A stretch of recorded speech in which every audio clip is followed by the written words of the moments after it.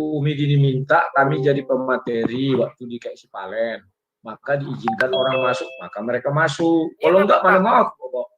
Enggak apa-apa. Mas Rudi, gimana jadi ketemu Bang Zulkifli? Zulkiflinya takut. Takut atau Anda mau dibiayain loh tiket kurang pergi, dikawal. Jadi enggak nih? Takut. Ini enggak ada mengirim surat. Bang Han ini sekjen bukan? Bukan orang biasa kok saya kok. Enggak punya ilmu apa-apa juga. Bukan ini Bang Han sekjen. Bukan kok. Enggak, gini, Umi. Kalau suka nggak suka kita, Bang Rudi ini sekarang sudah jadi tokoh kekristenan kan gitu. Banyak pendukungnya. Banyak sekali. Jadi kalau kita habis tuh kalau masuk kalau lagi kayak begini Umi habis tuh sama netizennya Bang Rudi. Iya. Jadi kalau kita berdebat dialog, bukan berdebat ya, dialog sama Bang Rudi ini ya istilahnya keberuntungan juga bagi kita kan. Betul. Kalian untung terus, aku rugi terus. Udah siap Bang Rudi? Halo? Udah siap belum Bang? Oh, aku siap terus. Oh, enggak. Tunggu sebentar. Sorry. Sebentar. Ya, aku tunggu sebentar. Ada yang ku setting ulang ini. Emailku tadi dipakai, jadi agak ini. Bentar ya, sabar. Nggak pakai topeng lagi nih, Bang Rudi. Ya, siap. Sabar. Topeng Batman. Oke, ini sudah. Zoom-nya mana ini? Ini Zoom-nya. Oke, sudah. Silakan Umi ini. Mantap. Bang Rudi, kita diskusi seperti biasa ya, nggak usah pakai timer kita mah ya. Biasa aja saling menanggapi ya. Siap. Kita bukan mau debat tapi mau dialog santai aja. Oke, kita mulai. Tes suaraku kedengaran? Wah, kencang. Siap. Oke, silakan. Oke, bismillahirrahmanirrahim. Assalamualaikum warahmatullahi wabarakatuh. Buat sahabat-sahabat Ikhwan Filah yang ada di Zoom meeting ini dan yang sudah ada di live chatnya Umi Dini. Selamat sore juga Bang Rudi Yohanes beserta para netizennya yang sudah di live chat Bang Rudi Yohanes. Mari kita pada sore hari ini kita mulai diskusi ya antara Muslim dengan Kristen, di mana di sini Muslim akan menggugat hadis dan Al-Quran yang akan yang sering kali digunakan oleh Bang Rudi Yohanes. Di sini kita bukan mau debat mencari kebenaran, tapi kita akan meluruskan begitu ya. Jadi di sini temanya adalah dialog lintas agama seperti itu. Baik, untuk mempersingkat waktu, Umi berikan Bang Faisal udah buka ya. Umi berikan waktu buat Bang Rudi Yohanes untuk opening statement, kemudian dilanjutkan dari Bang Faisal. Silakan Bang Rudi Yohanes. Oke, terima kasih. Ya, dibesarin dong gambar saya biar gagah di layar itu. Oke. Wah, ini saya ini yang kemarin rusak. Oke. Terima kasih. Selamat sore semuanya kepada topeng. Ya. Terima kasih kepada semua penggemar Sang Debater, penggemar Umi Dini, FNJ Channel, dan semuanya. Dan saya baru kali ini bertemu dengan Faisal Yohanes Nasution. Mungkin itu biar sama namanya, Rudi Yohanes, Faisal Yohanes Nasution Tagalog. Ya, nah kawan-kawan, satu hal yang sebenarnya saya bingungkan, mereka katanya mau membuktikan apa hadis yang saya sering sebutkan itu dengan isi Al-Quran. Ya silakan ya. Kalau pembukaan dari saya, karena judul kita temanya nggak ada, ya apa yang mau saya batasi ya.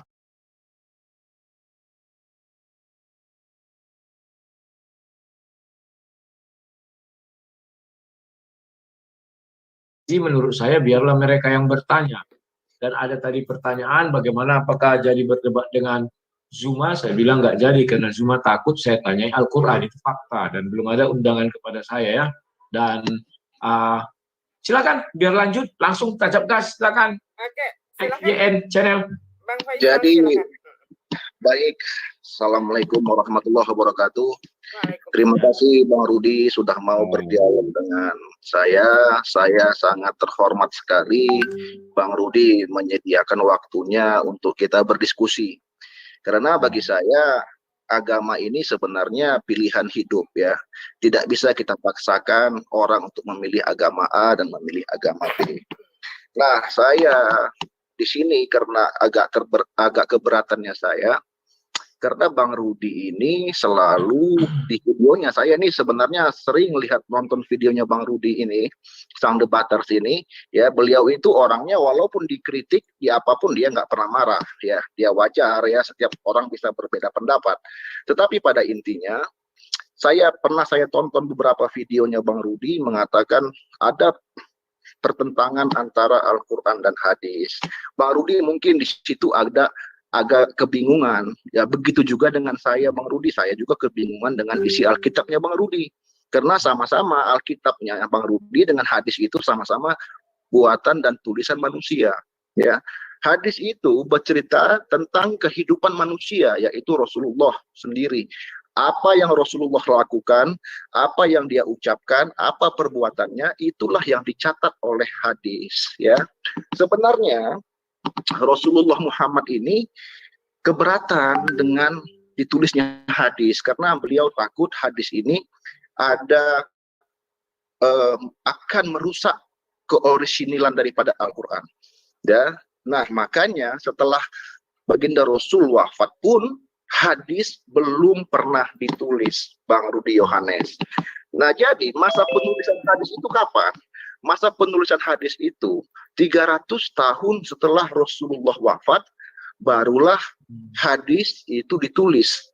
Jadi bagaimana cara perawi hadis, penulis hadis itu mencari hadis itu, mengumpulkan, mendengar orang-orang bercerita tentang apa perkataan Nabi Muhammad, dia kumpulkan, dia urut sanad-sanadnya, dan itu pekerjaan yang sangat berat.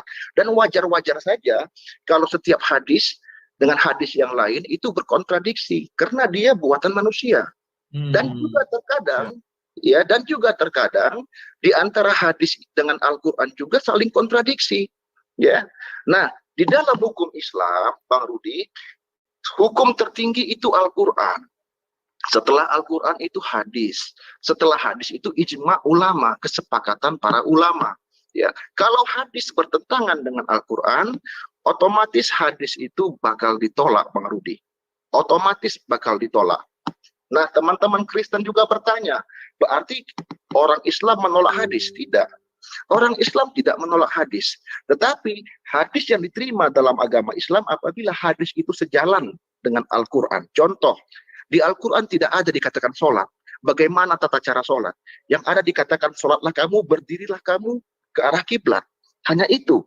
Tata cara sholat diatur dalam hadis. Makanya Bang Rudi Yohanes, di dalam agama Islam itu sholatnya berbeda-beda. Ada yang bersedekap, ada yang tangannya lurus, ya. Kenapa? Karena banyak sekali tentang hadis-hadis tentang sholat itu. Makanya para ulama, ya kan, menyimpulkan tata cara sholat itu menurut daripada apa keahlian mereka. Jadi setiap agama Islam ini tata cara sholatnya itu berbeda-beda. Ada yang tangannya sedekap, ada yang lurus. Tetapi intinya sholat tetap dikatakan sholat, ya, di Al-Quran sholatlah kamu, ya, menghadap kiblat dan lain sebagainya. Saya rasa itu Bang Rudi yang harus kita pahamkan, bahwasanya Bang Rudi mengatakan kemarin debat dengan Gus apa namanya ya, Gus itulah, Gus Hendi atau Gus apa, tentang masalah hadis. Kenapa bisa kontradiksi? Ya jelas kontradiksi, Bang. Itu buatan manusia. Saya rasa itu, Umi. Oke, silakan Bang Rudi Yohanes ditanggapi ya. Kita langsung aja ke sesi yang kedua ya, TikTok ya. Karena tadi Bang Rudi Yohanes. Oke, silakan Bang Rudi Yohanes, jangan lupa topengnya dipakai lagi. Jangan, nanti kena apaku. Lama untuk menjadi dolar hijau. Oke. Tolong dibuka, kalau bisa buka hadis bisa nggak? Sahih Bukhari 3. Ini yang bentar, Aki Yusuf pegang ini nggak, aplikasi hadis nggak? Aplikasi hadis enggak, saya di buku ada kitabnya. Biar aku share screen aja. Oke, silakan Bang Rudi. Nah, itu udah aku share screen, udah masuk. Udah. Oke. Di sini nanti kalian boleh mempersoalkannya. Saya sering menggunakan hadis ini, Sahih Bukhari 3. Mengapa saya katakan bahwa terkadang hadis ini betul antitesisnya daripada Al-Quran itu sendiri? Dan puji Tuhan bahwa si Faisal sudah mengakui itu. Dan dia mengatakan itu karangan manusia. Jikalau hadis ini karangan manusia, ini juga tidak benar. Karena perintah sholat itu ada tertulis di hadis. Apakah manusia yang mengarang itu? Dan demikian. Kalau manusia yang mengarang itu, berarti kita tidak boleh percaya peristiwa Isra dan Mi'raj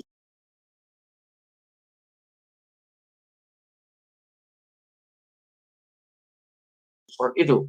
Kenapa kita tidak boleh percaya? Ya, tadi sudah dikatakan Faisal itu karangan manusia. Dan memang di hadis ada dikatakan waktu itu Nabi sedang bobo ya, tidur. Nah, ini ada hadis Bukhari 3. Saya percaya ini hadis sahih dan saya percaya tidak satu orang pun menolak ini. Siapa yang menolak artinya tidak beriman kepada peristiwa turunnya Quran itu. Karena inilah yang pertama sekali Quran turun di Gua Hiro ya. Dan perawinya ini Sahih Aisyah ya. Sumbernya, maaf. Nah, kalau kita lihat di hadis ini, di sini tulis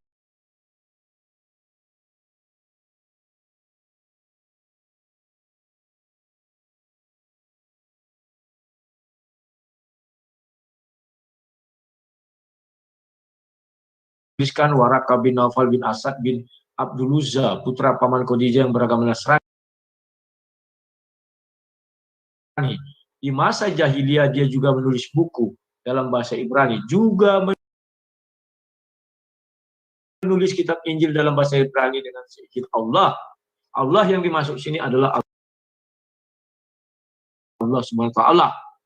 Artinya bahwa di Al-Quran dikatakan bahwa Injil sudah diubah-ubah, sudah dipegang-pegang manusia. Jadi saya jadi agak bingung.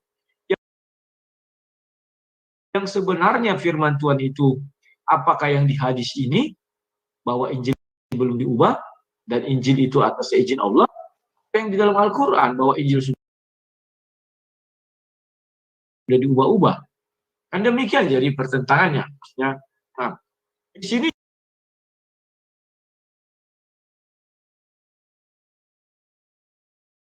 jelas sekali bahwa Injil itu dalam penulisannya atas seizin Allah.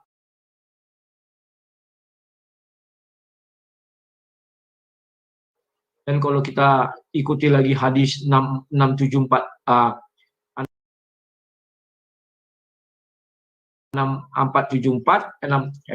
ini kita lihat ke bawahnya nih. 6467 di situ malah dikatakan bahwa Waraka ini juga menulis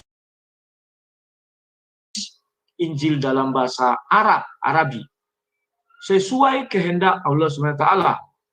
Artinya tidak keluar dari konteks Allah SWT mengenai tauhid. Nah, disinilah saya sebenarnya mengajak kawan-kawan Muslim untuk berpikir jernih. Karena hukum kalian itu resmi itu hadis juga bagian dari hukum Islam.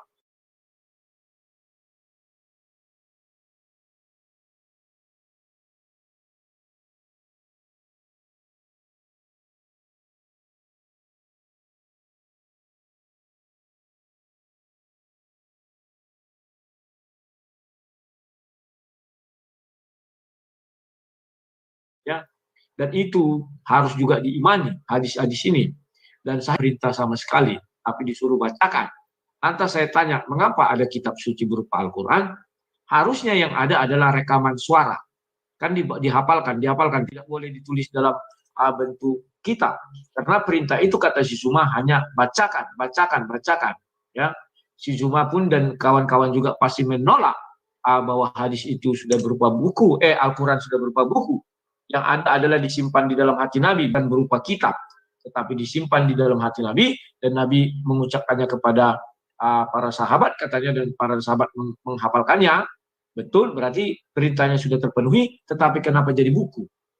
Saya sudah cari di hadis, tidak ada perintah Allah SWT menuliskan Al-Quran. Ya, tidak ada perintah Allah SWT bahwa Allah SWT mengizinkan sesuai dengan kehendak Allah SWT. Saya belum temukan. Dan ini makanya saya pertanyakanlah kepada kawan-kawan Muslim. Oke, gitu. Bisa kontribusi. Manusia ya, tapi hadis itu adalah tulisan manusia. Ya, itu satu Bang Rudi yang perlu Bang Rudi pahami. Yang kedua, hadis ijma ulama, kesepakatan para ulama.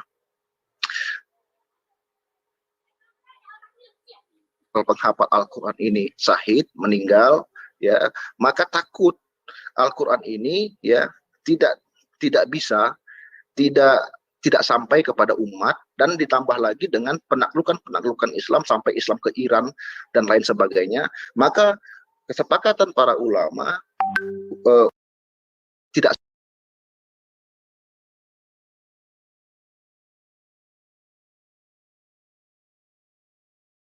Islam ke Iran dan lain sebagainya.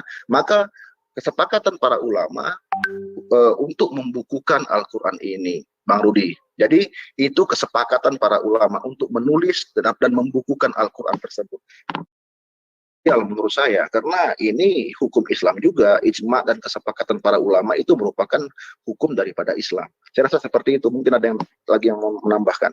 Oke, silakan dari teman-teman Muslim, mungkin ada yang mau menambahkan penjelasannya. Saya Budi Umidini. Oke, silakan. Saya Abdul Wahid, nama saya Jitu Riario. Gitu.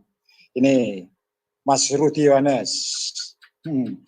Gini, Nabi Muhammad itu bertindak berdasarkan atas wahyu. Dasarnya di An-Najm ayat 2 atau 3 dan di Al-Qur'an surat 6 ayat 3. Budi ini silakan dibukakan Al-Qur'an itu supaya tahu. Oke, terus 2. Minta tolong Aki Yusuf. Ya. Quran sudah berapa? 6 ayat 50. 650.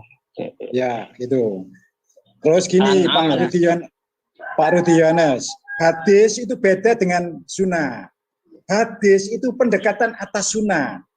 Gitu. Tadi konten hadis itu bisa tidak bernilai sunnah, hanya cerita sejarah. Gitu Pak Rudi Yohanes. Jadi hadis itu pendekatan atas sunnah, sehingga kontennya bisa tidak bernilai akidah atau syariah atas Islam. Bisa berita sejarah, bisa berita seperti itu, Pak Rudi Yohanes. Nah, sekarang mari kita baca itu, silakan dibaca Bu Umi. Yang 650 itu. Halo.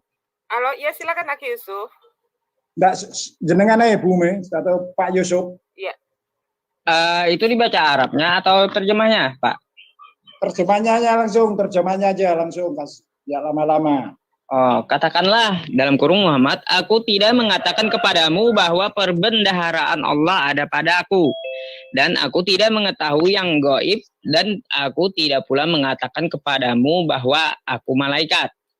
Aku hanya mengikuti apa yang diwahyukan kepadaku. Katakanlah, apakah sama antara orang yang buta dengan orang yang melihat? Apakah kamu tidak memikirkannya? Terima kasih. Ini Pak Rudi Yohanes. Jadi kalau ada hadis Nabi Muhammad itu bertindak, berkata, berbuat itu atas dasar wahyu. Hadis itu ada 3 hal yang harus dilakukan. Rawi, sanad, dan matan. Sanad ini yang bisa diintervensi oleh orang lain. Matan ketika tidak sesuai dengan Al-Quran, sesuai dengan Bapak tadi, maka ditolak. Nah, sanad ini bisa dari musuh-musuh Islam waktu itu, karena ingat, waktu penyiaran Islam di Mekah itu Nabi Muhammad diperangi. Nah, seperti itu.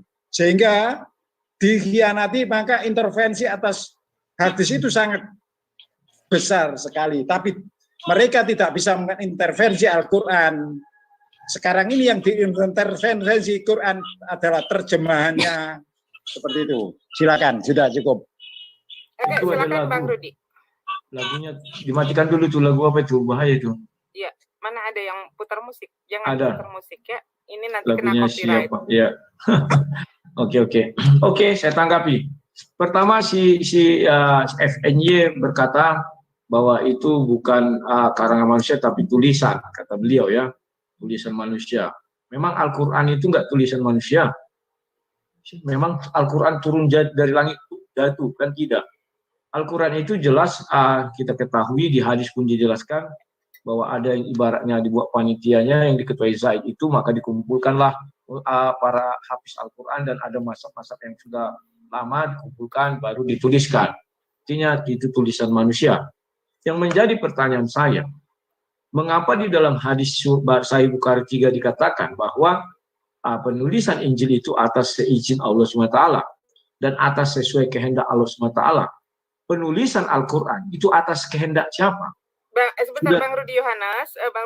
Kalau misalkan mau teman-temannya masuk silahkan, karena supaya tidak ada tidak ada kesan keroyokan ya, karena di bawah ada Kristen yang komennya udah mulai keroyokan. Silakan Bang Rudi, teman-temannya kalau Jabaikan aja. Oke. Saya takut masukkan orang, takutnya pikiran saya dan dia berbeda. Kecuali kami jadi narasumber berdua, ditanya ke dia, dia menjawab, apa pun jawab. Udah aku lanjutkan. Nah, dan tetapi saya heran, umat muslim mengatakan bahwa hadis ini tingkatannya kan tinggi juga. Ibaratnya apa yang nggak ada di dalam Al-Quran, dicari di hadis dan ada. Dan cari di asbabun juga ada. Dan asbabun pun merujuk kepada hadis. Ini loh sejarah turunnya, karena di hadis pun diceritakan itu. Ya. Nah, jadi karena di hadis, Sahih Bukhari 3 ada di situ dalam atas seizin Allah, maka kenapa penulisan Al-Quran tidak ada atas seizin Allah? Tidak ada itu. Ya. Saya sudah cari hadisnya, sudah capek juga ya. Tapi kalau kalian ada tahu, silakan bantu saya. Bisa jadi saya terlewat ya. Nah, kemudian di dalam hadis itu dijelaskan bahwa Waraka bin Naufal ini memang sayangkan dia buta, tetapi dia mengetahui bahwa ini adalah nabi ya, seperti Musa didatangi Namus, katakan demikian ya. Artinya peran Waraka ini sangat besar di dalam berdirinya agama Islam. Dan Waraka ini pun menulis kitab itu kan atas seizin Allah, maka artinya bahwa Injil yang ditulis Waraka ini pasti mengajarkan tauhid. Itu pasti. Kalau nggak tauhid, Allah SWT pasti mengatakan tidak memberi izin. Ya, maka itu ada isi dalamnya tauhid. Dan perlu kita ketahui, ketika Nabi menjadi Nabi, Muhammad menjadi Nabi, Waraka bin Naufal itu masih hidup. Artinya dia masih memegang kitab Injil yang diizinkan oleh Allah SWT untuk ditulis oleh Waraka. Pertanyaan kita makin berkembang. Kemana Injil itu? Apakah ada yang sengaja menghilangkan Injil Waraka itu atau dibakar atau di mana agar tertulislah di dalam Al-Quran bahwa Injil sudah diubah-ubah manusia? Kan bisa jadi seperti itu urutan peristiwanya. Karena peristiwa pertama Nabi masih bertemu di Gua Hiro itu datang kepada Waraka dan dijelaskan di hadis itu Waraka penulis Injil dalam bahasa Ibrani. Kemudian Al-Quran berkembang sampailah kepada ayat di mana dikatakan bahwa Taurat dan Injil sudah terjamah tangan manusia, dan itu menjadikan dasar umat muslim untuk menolak Taurat dan Injil. Nah, Injil Waraka ini kemana? Ini penting sekali, karena inilah nanti rahasianya tersingkap. Sampai sekarang umat muslim tidak pernah menggali atau mencari tahu apa isi Injil Waraka, tetapi malah sibuk menggali Injilnya orang Kristen. Ini sudah satu kekeliruannya. Apakah Injil orang Kristen sama dengan Injil Waraka? Jawabnya tidak. Kenapa tidak? Injil orang Kristen itu ada Matius, Markus, Lukas, dan Yohanes. Injil yang ditulis Waraka itu mungkin Waraka 1, Waraka 2, Waraka 3. Hanya dialah penulisnya. Kita nggak tahu isinya bagaimana. Tetapi isi Injil Waraka itu sudah jelas, surah 61 ayat 6 tertuang di dalamnya. Loh kok bisa sang debaters? Ya, karena surah 1 ayat surah 61 ayat 6 itu adalah nubuatan Nabi Isa tentang kedatangan seorang nabi yang bernama Ahmad. Dan Ahmad ini buka kurung tutup kurung adalah Muhammad. Itulah sebabnya Waraka bin Naufal berani mengatakan bahwa Nabi Muhammad seperti Musa didatangi Namus. Kan demikian. Nah, sekarang orang sering berkata bahwa hadis ini itulah kalau tidak ada di dalam Al-Quran, ada di hadis. Jadi saya pernah bertanya, oke, apakah di dalam hadis ada firman Allah? Ternyata banyak sekali kawan. Dan pertanyaan saya, kenapa itu tidak dituangkan di dalam Al-Quran? Karena Al-Quran diyakini adalah 100% firman Allah. Artinya kalau kurang satu, lari ke hadis berkurang 99,99%. Nah, itulah yang sering saya tanyakan. Contohnya tentang sholat 5 waktu. Itu malah terdapat di hadis, di Al-Quran tidak ada terdapat itu. Tetapi peristiwa Mi'rajnya ada. Namun peristiwa Nabi Muhammad berhadapan dengan Allah dan berbicara langsung tidak ada. Padahal itu kalimat petikan ucapan langsung. Petikan ucapan langsung itu. Bukan ibaratnya melalui Jibril, karena sudah dibawa ke Sidratul Muntaha itu ya. Nah, inilah yang sering saya katakan. Mengapa kalian tidak menggali Injilnya Barnabas? Mengapa kalian tidak menggali hadis mengenai surat-surat? Kenapa tidak dituliskan dalam Al-Quran? Karena itulah firman Allah. Sementara hadis yang lain itu ucapan firman Allah yang disampaikan kepada Jibril. Jibril menyampaikannya kepada Nabi Muhammad. Itulah kira-kira. Nah, menanggapi Pak Reo ini, nah, memang betul untuk mengartikan Al-Quran banyak ilmu. Ya, karena mungkin saya nggak tahu apa dasarnya ya. Kalau mengartikan Bible cukup baca bahasa Indonesianya, artikan secara bahasa Indonesia terus rujuk ayat menjelaskan ayat. Kami tidak butuh 16 kitab atau 20 kitab, 100 kitab, bahkan kami tidak butuh pendapat pendeta, paus segala macam, hantu bilau, nggak butuh kami. Cukup Bible itu kalian baca, lihat pasti ada ayat yang terkait, buka dan lihat ini, oh ternyata rahasianya ini. Ya, kalau dibilang bahwa Al-Quran itu banyak sekali kitab pendukungnya, coba kalian baca Hud 1. Siapa yang pegang Al-Quran, tolong dihidupkan Hud 1. Inilah dasar kami mau berdebat dengan si Zuma. Oke, Guru Hunda. Ini Aki Yusuf bisa ini dibuka. Ayat berapa? 1, Hud 11, surat 11 ayat 1. Oke, ya. Ya. Saya ini membacakan bahasa Indonesianya. Terserah kalian mau bilang apa. Kalau kalian misalnya tidak setuju, silakan bahasa Arabnya. Kok kalian terjemahkan juga pasti. Enggak apa-apa, bahasa Indonesia aja. Alif lam ra. Buka kurung, tutup kurung. Inilah kitab yang ayat-ayatnya disusun dengan rapi. Kemudian dijelaskan secara terperinci. Ini loh kitab suci yang terperinci loh ya. Yang buka kurung tutup kurung, yang diturunkan dari sisi buka kurung tutup kurung Allah, yang maha bijaksana, maha mengetahui. Nah, jelas ini mengatakan ini terperinci dan disusun dengan rapi. Kalau terperinci, maka kami senang. Bible itu kami akui terperinci dan tersusun. Sehingga buku di luar Bible ini kami tolak. Karena itu pendapat manusia.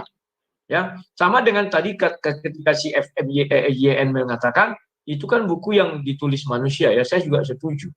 Pertanyaan logis saya, mengapa kalian tidak percaya Al-Quran ini lagi kitab yang suci dan terperinci, yang terurut?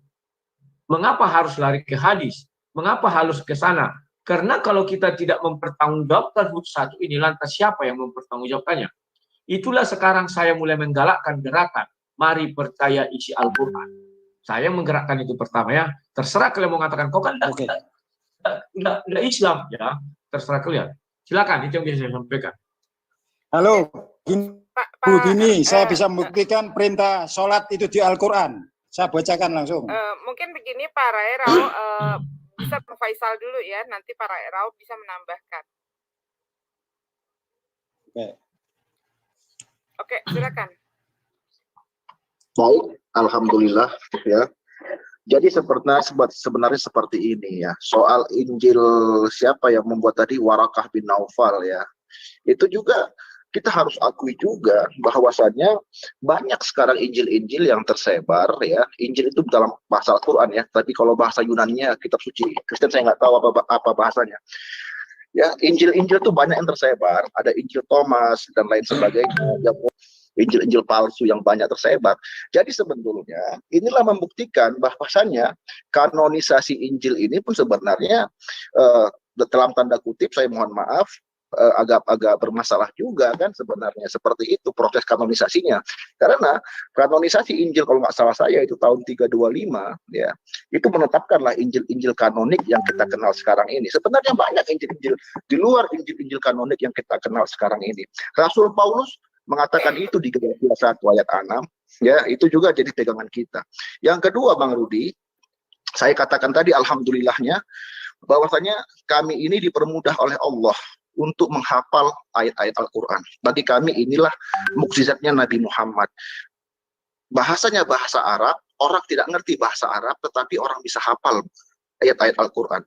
Dan penulisan-penulisan ayat Al-Quran itu di dalam buku itu untuk mempermudah orang-orang yang non-Arab agar bisa belajar dan memahami Al-Quran.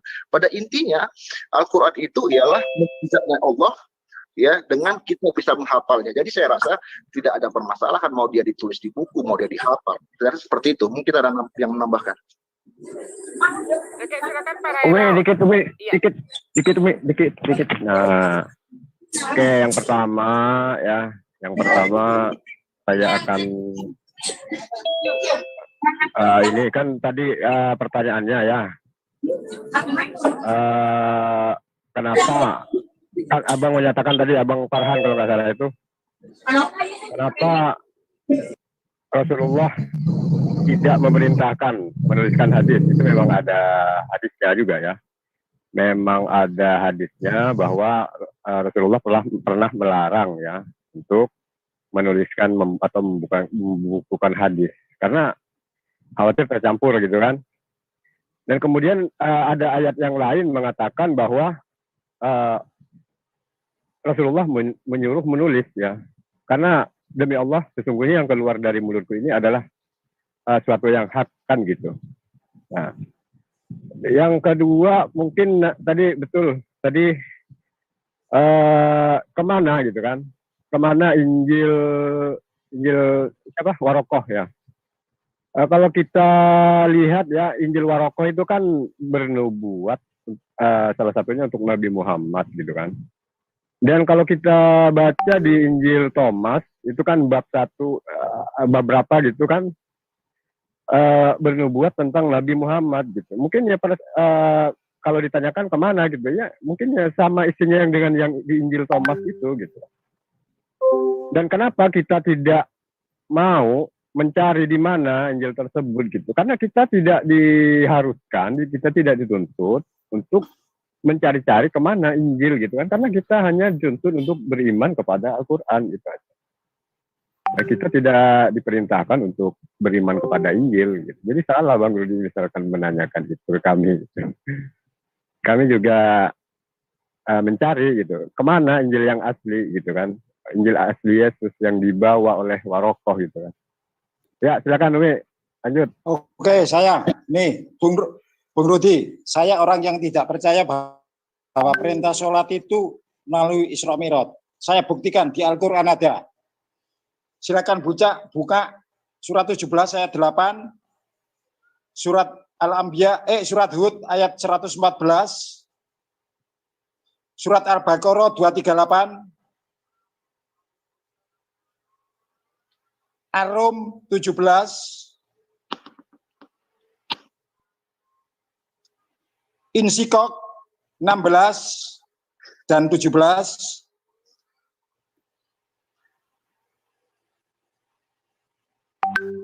sudah itu aja.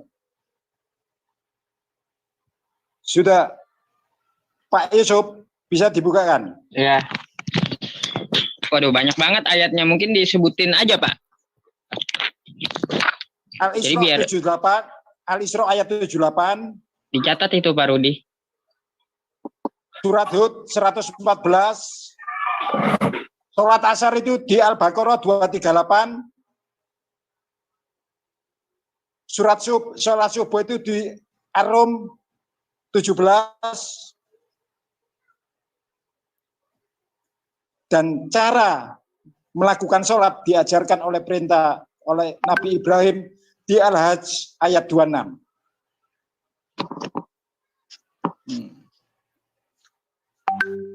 Sorry Pak, saya enggak ikut video. Oke, udah. Tapi Pak Yusuf sudah tahu kok. Oke. Saya mau menambahkan nih Umi, boleh? Boleh silakan Bang Rudi, tidak keberatan kan? Atau mau di satu-satu dulu ya di satu-satu dulu. Ya, direspon Ya, sama Bang biar Rudi. jangan apa. Biar Bang Rudinya nggak kebingungan. Oke, silakan Ya. Bang Rudi. Saya mau merespon dulu dari FYN Channel ya, bahwa beliau mengatakan bahwa menyangkut Injil-Injil itu, juga memang dia mengutip dari Galatia ya, saya setuju kalau mengutip Galatia. Galatia 1 ayat 8 dikatakan di situ, biar jangan salah ya, coba di share dulu ya. Galatia 1 ayat 8 dengan jelas dikatakan di situ, sebentar.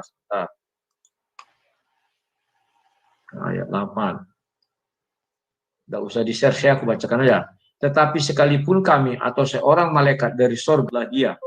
Jadi, ayat ini jelas mengatakan jika ada kalian dengar Injil berbeda dengan apa yang kami beritakan, maka terkutuklah dia. Nah, saya boleh mengatakan, tidak mungkin di Injil Waraka itu tidak tertulis bahwa Nabi Isa itu tidak disalib. Tidak mungkin tidak tertulis, pasti tertulis. Karena di ayat itu, di hadis itu jelaskan atas izin Allah dan sesuai dengan kehendak Allah. Kehendak Allah apa? Bahwa Nabi Isa tidak disalib. Nah, maka kalau kita merujuk kepada Bible, di Matius 27 memang dijelaskan ada memang Yesus itu ada dua. Satu Yesus Barabas, jahanam yang terkenal di zamannya, dan satu lagi Yesus Kristus. Dan di dalam perjanjian Yahudi yang mau disalibkan itu adalah Yesus jahanam atau Yesus Barabas, ya. Tetapi digantikan oleh Yesus Kristus. Digantikan peristiwa penyaliban itu. Itulah yang diajarkan oleh Bible. Nah, kemudian Injil yang itulah kira-kira gambarannya. Nah, maka kalau sesuai FNY tadi bilang, ya Galatia memang mengatakan demikian, banyak beredar Injil-Injil yang palsu, ya. Dan kami memahami itu. Itulah sebabnya kalau dari sudut pandang kami hanya percaya Injil yang ada di dalam Bible. Dan mengenai kanoniknya tidak ada yang salah. Itu di kanon sesuai kitab-kitab tua, ya. Betul. Kalau kita menguji coba lagi, penulisan Injil itu Rasul Paulus mengatakan apa? 2 Tesalonika 2 ya ayat 16. Saya agak lupa ya. Dikatakan itu diilhami oleh Allah dan diilhami oleh Rohul Kudus.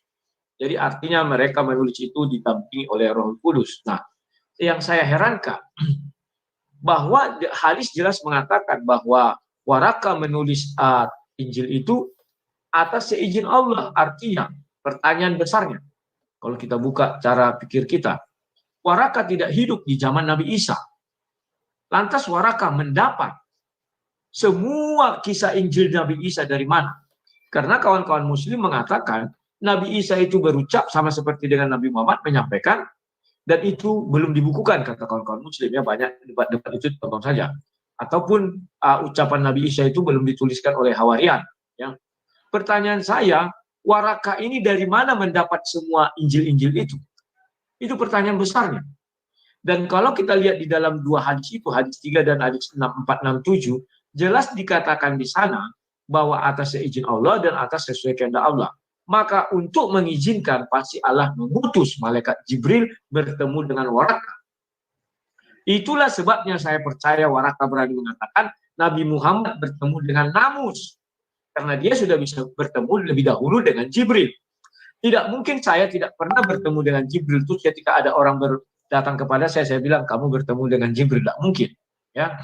Karena dia kan atas izin Allah. Bagaimana Allah mengizinkan dia? Nah. Kemudian, kisah-kisah Nabi Isa atau firman-firman yang disampaikan Nabi Isa, dari mana dia tahu? Waraka bin Naufal. Sedangkan hidupnya jauh 500 tahun berbedanya dengan Nabi Isa. Artinya, dia akan dibimbing oleh Jibril. Karena dalam ajaran Islam, Jibril lah yang menuntut semua penulisan kitab suci. Kan harusnya demikian. Atau pembacaan kitab suci. Kan harusnya demikian. Berdasarkan definisi-definisi yang saya bilang, uraian yang saya bilang, bisa nggak saya definisikan? Maaf ini. Atau saya bertanya aja, apakah Waraka bin Naufal ini nabi atau rasul ke-26? Karena kalau merujuk kepada hadis, dia menuliskan Injil itu atas seizin Allah SWT. Waraka lebih dahulu ada, baru datang Nabi Muhammad, baru dia mengatakan, iya benar, Nabi Muhammad bertemu dengan Namus. Nah, itu yang saya maksud ya, artinya ada pernyataan itu di hadis itu. Nah, kemudian, kalau mengenai apa tadi ya, aduh aku lupa menulis gara-gara tadi teleponnya, mengenai Pak Rea Reo. Ya, kalau Bapak percaya bahwa tidak percaya dengan peristiwa Isra-Mi'rajnya itu, ya silakan. Itu iman Bapak. Kalau Bapak seorang Muslim, ya Bapak nggak percaya hadis, itu hak Bapak. Kalau saya nggak ada hak di situ, Pak. Saya hanya membacakan dan orang-orang meyakini itu, ya silakan. Ya, kalau tidak pun tak masalah bagi saya. Dan kalau ada yang mengatakan bahwa kami tidak beriman dengan kitab-kitab Nabi, rukun iman, ingat ya, 6 rukun iman, 5 rukun Islam. Beriman kepada kitab-kitab sebelumnya. Jadi jangan kalian katakan, untuk apa kami cari Injil? Karena penting. Untuk membuktikan surah 61 ayat 6 itu betul nggak ada diucapkan Nabi Isa. Itu penting sekali. Kenapa saya katakan penting sekali? Karena sudah kita ketahui bahwa tidak ada perintah Allah SWT kepada Nabi Muhammad menulis Al-Quran. Bahkan tidak ada perintah kepada sahabat Nabi untuk menuliskan Al-Quran. Karena tidak ada perintah Nabi Allah SWT untuk mengumpulkan Al-Quran, yang ada untuk membacakan. Dan tidak ada satu surah pun atau apapun yang mengatakan penulisan Al-Quran oleh para sahabat atas seizin Allah dan sesuai dengan kehendak Allah. Gak ada itu. Saya sudah cari. Saya juga menggali kok. Saya menggali sampai ini jidat saya ini sudah mulai botak-botak ini, ya, mungkin nanti botak lagi. Nah, dari situ saya mengambil sebuah pandangan, ya, dan pandangan inilah yang harus saya ujikan kepada kawan-kawan Islam, karena kita kan dalam bidang keilmuan penggalian kita kan, kalian juga menggali, kalian lontarkan kepada kami jawab. Saya juga menggali, saya lontarkan kepada kalian harus cari tahu, jawab. Nah, dari situ saya dapat pandangan lagi. Lantas, bagaimana sih penulisan Al-Quran ini? Saya sudah pernah tanya, Sinandar bilang dikumpulkan oleh Zaid, dan para hafiz dikumpulkan, dan juga ada masa-masa yang lama itu dikumpulkan. Pertanyaan saya, sama seperti kawan-kawan Muslim ketika mengatakan sesuatu tentang Bible. Siapa penulis Injil Matius? Kami jawab Matius. Siapa penulis Injil Yohanes? Kami jawab Yohanes. Siapa penulis Injil Lukas? Kami jawab Lukas. Siapa penginjil Injil Markus? Kami jawab Markus. Tetapi mereka mengatakan, Markus yang mana? Matius yang mana, Lukas yang mana? Saya selalu mengatakan terserah Lukas yang mana, Matius yang mana. Yang penting ada nama itu dan dijadikan ayat. Sekarang pertanyaan saya, sebagai bukti bahwa Al-Quran itu adalah kitab suci yang tidak diubah-ubah langsung dari Tuhan langsung. Kalau dari Tuhan langsung saya kurang yakin, ya, karena nggak ada Tuhan mengatakan di situ mendampingi penulisan. Tidak diubah-ubah lah, maksud saya, kita patok dulu situ. Pertanyaan saya, siapa yang bisa diantara kalian semua yang ada di sini? Siapa Hafiz Al-Baqarah 5? Coba tanya, saya tanya kalian. Siapa Hafiz Al-Baqarah 5? Atau siapa Hafiz Al-Baqarah, surah Al-Baqarah? Itu akan menjadi jawaban yang sangat sulit. Kalau kami masih mending. Sekalipun kalian tidak terima, ya itu urusan kalian. Karena iman kami yang menulis kitab Matius, ya Matius. Kan demikian. Nah, sekarang ada tadi juga dari Pak Reareo. Kalau Bapak tidak percaya mengenai sholat 5 waktu itu ke Sidratul Muntaha, Pak, saya berpikir Bapak sama dengan hadis itu yang mengatakan Nabi bermimpi. Kan ada bangun-bangun, dibangunin Nabi kan, setelah dia bermimpi ke langit ke berapa gitu, akhirnya Nabi terbangun. Dan Bapak pun tidak mau mengakui, saya pun heran. Nanti Bapak sama dengan siapa? Muhammad Dhani. Dia bilang itu cerita-cerita orang Yahudi katanya. Saya nggak tahu. Itu urusan Bapak lah dengan iman Bapak. Oke, ada itu yang saya bisa sampaikan. Silakan. Baik, terima kasih Bang Rudi Yohanes. Mungkin sebelum ke Bang Faisal, Aki Yusuf di sini sudah ini raisen dari tadi ya. Nanti setelah Aki Yusuf mungkin akan dilanjutkan oleh Bang Faisal, dan selanjutnya gini, Aki Yusuf nanti setelah memberikan tanggapan boleh ya lanjut dulu, gantikan dulu moderator. Umi mau sholat. Oke. Silakan dilanjut. Oke, terima kasih Umi atas waktunya. Saya mau menanggapi Pak Rudi ini ya. Nah, Pak Rudi, perlu kamu ketahui penulisan hadis itu jauh setelah Al-Quran itu ada ya. Nah, dia di awal ditulis itu 2 Hijriah, yang mana pada saat itu orang sudah mengenal istilah Injil. Nah, apakah benar yang dipegang oleh Warokah bin Naufal itu adalah Injil? Pada faktanya, adakah, saya bertanya sama Pak Rudi sekarang, adakah di Arab kuno sebelum Al-Quran itu diturunkan, orang ada memakai istilah Injil. Sekarang saya kasih tahu, dulu Arab kuno sebelum Al-Quran itu turun, dia bukan memanggil Injil, tapi Al-Muqaddas, Al-Ahdu, Al-Jadid. Perjanjian lamanya apa? Al-Muqaddas, Al-Ahdu, Al-Jadim, Al-Qadim. Ya, jadi nggak ada istilah Injil sebelum Al-Quran itu turun. Ya.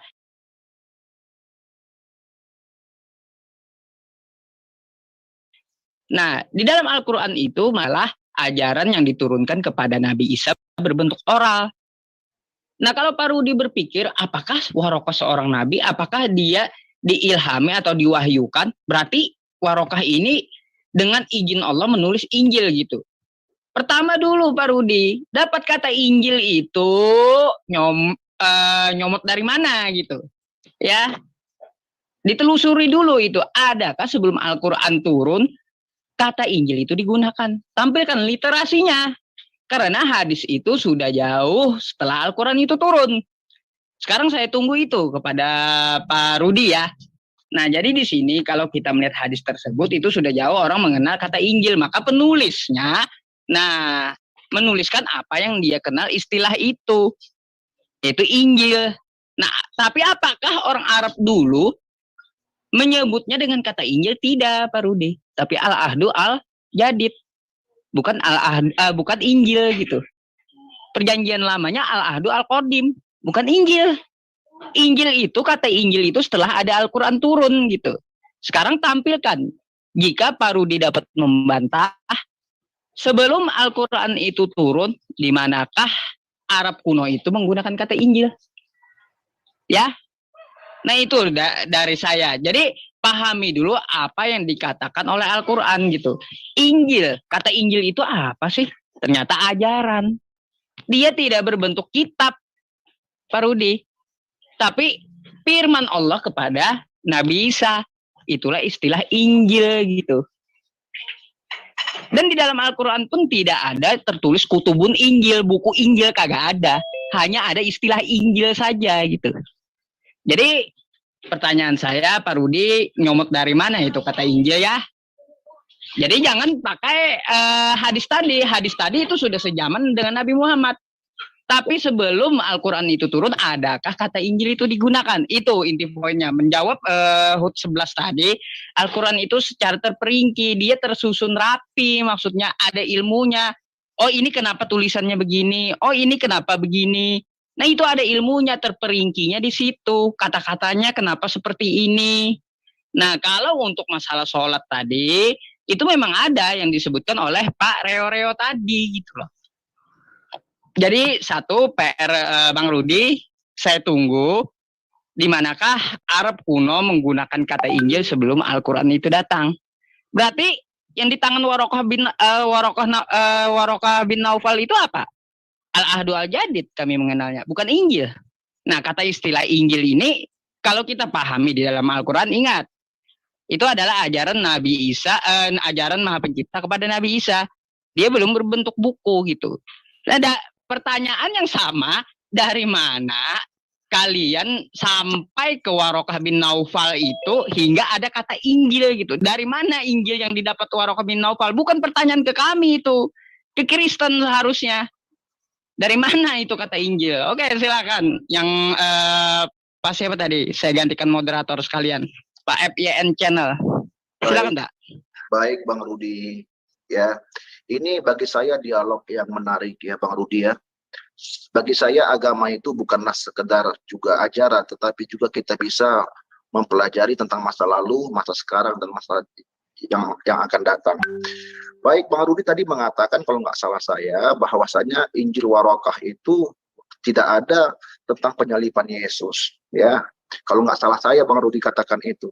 Pertanyaan saya, Bang Rudi tahu dari mana bahwasanya Injil Warokah itu tidak ada tentang penyaliban Yesus?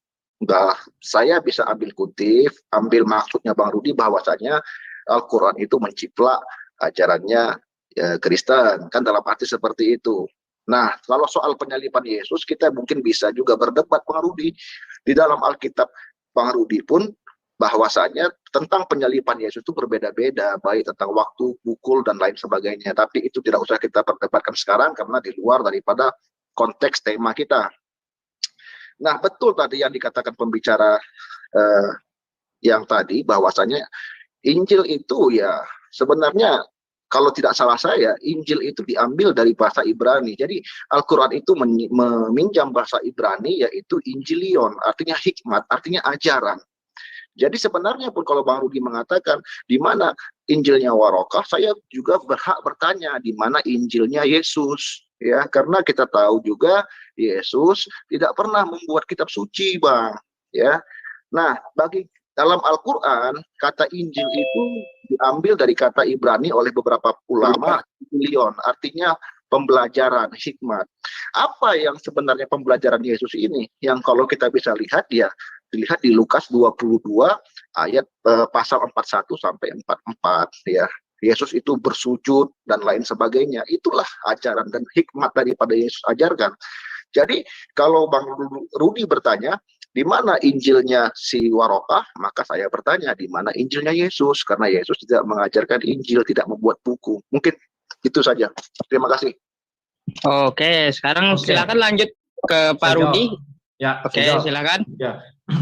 Daripada Pak Yusuf tadi bilangnya begini, bahwa Injil itu zaman Arab purba tidak ada. Ya, itu urusan apa ya, bukan urusan saya. Karena saya mendapati bahwa di hadis itu dikatakan Injil. Dan kalau dibilang tentang jangan lihat hadis itu, karena hadis itu sudah datang setelah Nabi Isa berlalu. Kan demikian ya. Itu juga bukan urusan saya. Karena untuk mempercayai hadis kan urusan kalian. Saya hanya membacakan.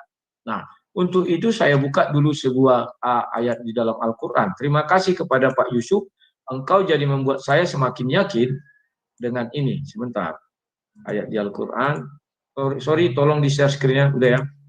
Di dalam ayat Al-Quran, kalau kita ambil surah Maryam. Ini surah Maryam 19 ya. Ayatnya ke-16. Saya terima kasih juga ini kepada Yusuf ini. Nah ini. Dan ceritakanlah buka kurung tanda kurung Muhammad kisah Maryam di dalam kitab buka kurung tutup kurung Al-Quran. Buka kurung tutup kurung yaitu ketika ia mengasingkan diri dari keluarganya ke satu tempat di sebelah timur buka kurung tutup kurung Baitul Maqdis. Ya. Perhatikan di sini bahwa Allah SWT pun meminta Nabi Muhammad buka kurung tutup kurung untuk menceritakan kisah yang terdapat di dalam buka kurung tutup kurung Al-Quran mengenai kisah Maryam yang waktu mau melahirkan, saat melahirkan itu pergi ke timur buka kurung tutup kurung Baitul Maqdis. Saya percaya dengan Al-Quran sesuai dengan satu tadi. Kenapa saya percaya? Ya karena Al-Quran sudah menuliskannya demikian. Mau dalam bahasa apapun, mau dalam bahasa Arab, mau dalam bahasa apa, ya begitulah kalau kita terjemahkan dalam bahasa Indonesia kita ucapkan. Ya.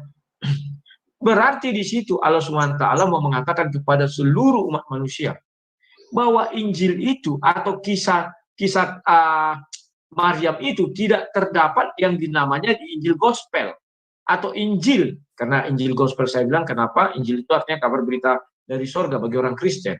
Tidak terdapat di Injil orang Kristen itu. Tetapi terdapat di dalam Al-Quran.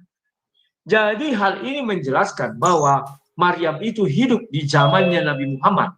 Bukan hidup di tahun 1. Dan Nabi Isa bukanlah itu Yesus atau serupa. Kenapa saya katakan demikian? Karena Allah sendiri yang mengklarifikasi bahwa kisah Maryam tidak terdapat di kitab suci manapun. Selain daripada di Al-Quran. Kalian pahami loh. Perintahnya sangat jelas, tidak perlu lagi ditafsir. Karena jelas dikatakan di sana, ceritakanlah buka kurung tutup kurung, ya kan? Hai Muhammad, kisah Maryam yang terdapat di dalam buka kurung tutup kurung Al-Quran. Tidak perlu kita tafsir lagi, bahasanya kan sudah jelas. Nah, yang menjadi keheranan saya, di sini kalian sudah meragukan hadis 3, di mana di sana dikatakan Waraqah bin Naufal itu menulis Injil atas seizin Allah. Dan demikian kok jadi ragu, ya. Waraqah bin Naufal itu adalah memiliki agama Nasrani. Maka di dalam Al-Quran pun ada juga tertulis, bahkan Hawarian yang tetap percaya Allah itu adalah satu, Esa, itu akan tidak dianggap kafir. Bahkan Al-Quran pun menjelaskan diturunkan kitab Taurat untuk Yahudi, Injil untuk Nasrani. Dan Waraka bin Naufal adalah Nasrani, di situ jelaskan. Ya, kalau kalian mau protes, proteslah ke hadis itu. Kenapa ditulis di sini Injil? Kok tidak dituliskan Al-Ahdu tadi itu ya? Aku bacanya agak lidahku agak keriting-keriting. Sorry. Nah, kenapa tidak itu ditulis di situ? Kenapa malah dikatakan itu Injil? Saya pun heran. Nah, kalau dikatakan bahwa ucapan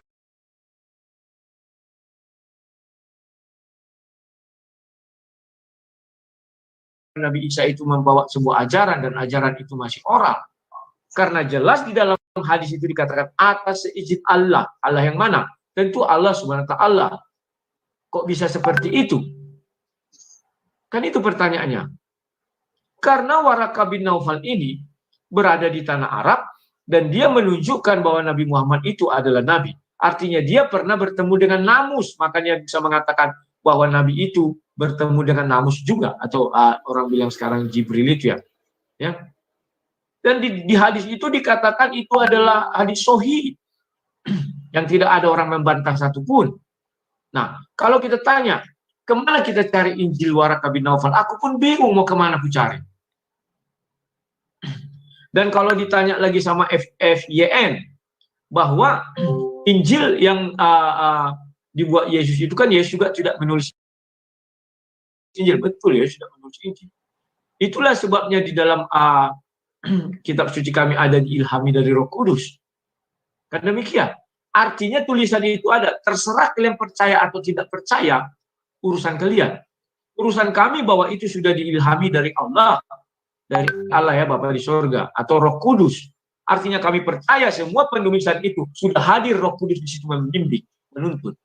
Sekarang tinggal kalian cari hal yang sepadan. Di manalah di dalam Al-Quran dikatakan penulisan Al-Quran itu sudah dibawa bimbingan oleh Allah SWT kepada para sahabat. Pasti nggak ada. Kenapa nggak ada? Karena Al-Quran itu hanya disampaikan kepada Nabi Muhammad. Semua ucapan Nabi Muhammad berakhir 633. Setelah itu, apakah Allah berfirman lagi? Tidak. Kalau sampai Allah berfirman lagi, itulah yang dinamakan akan ada Rasul baru, Nabi baru. Kan tidak.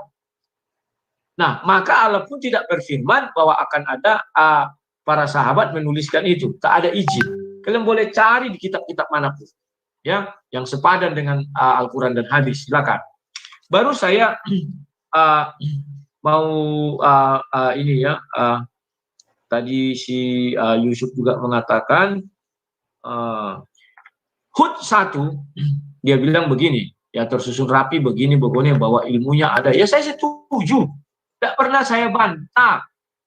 Maka dari itu, gunakanlah ilmu yang di dalam Al-Quran untuk menjawab Al-Quran. Itu yang saya minta.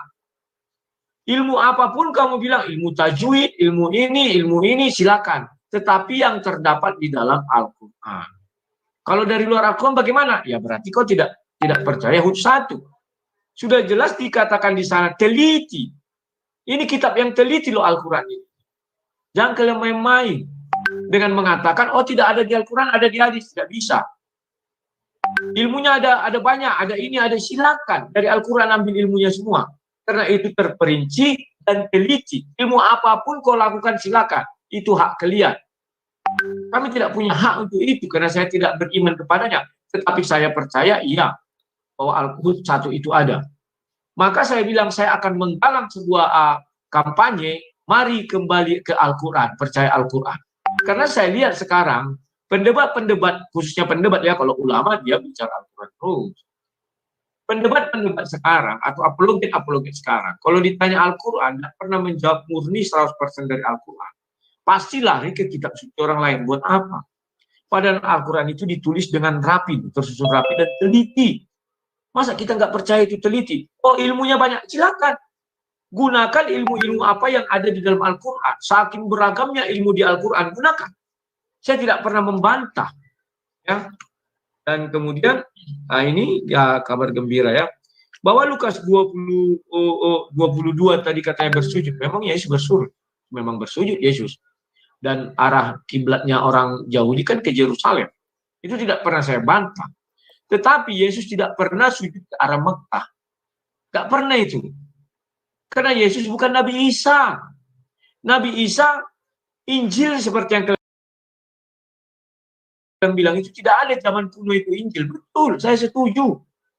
Jadi Nabi Isa hidup di zaman Nabi Muhammad, maka ditulis dari situ kalimatnya Injil. Kalau kalian merujuk Yesus, namanya bukan Injil, tapi Al-Ahdu, Al-Jadid itu tadi ya, dan Al-Ahdu apa tadi itu.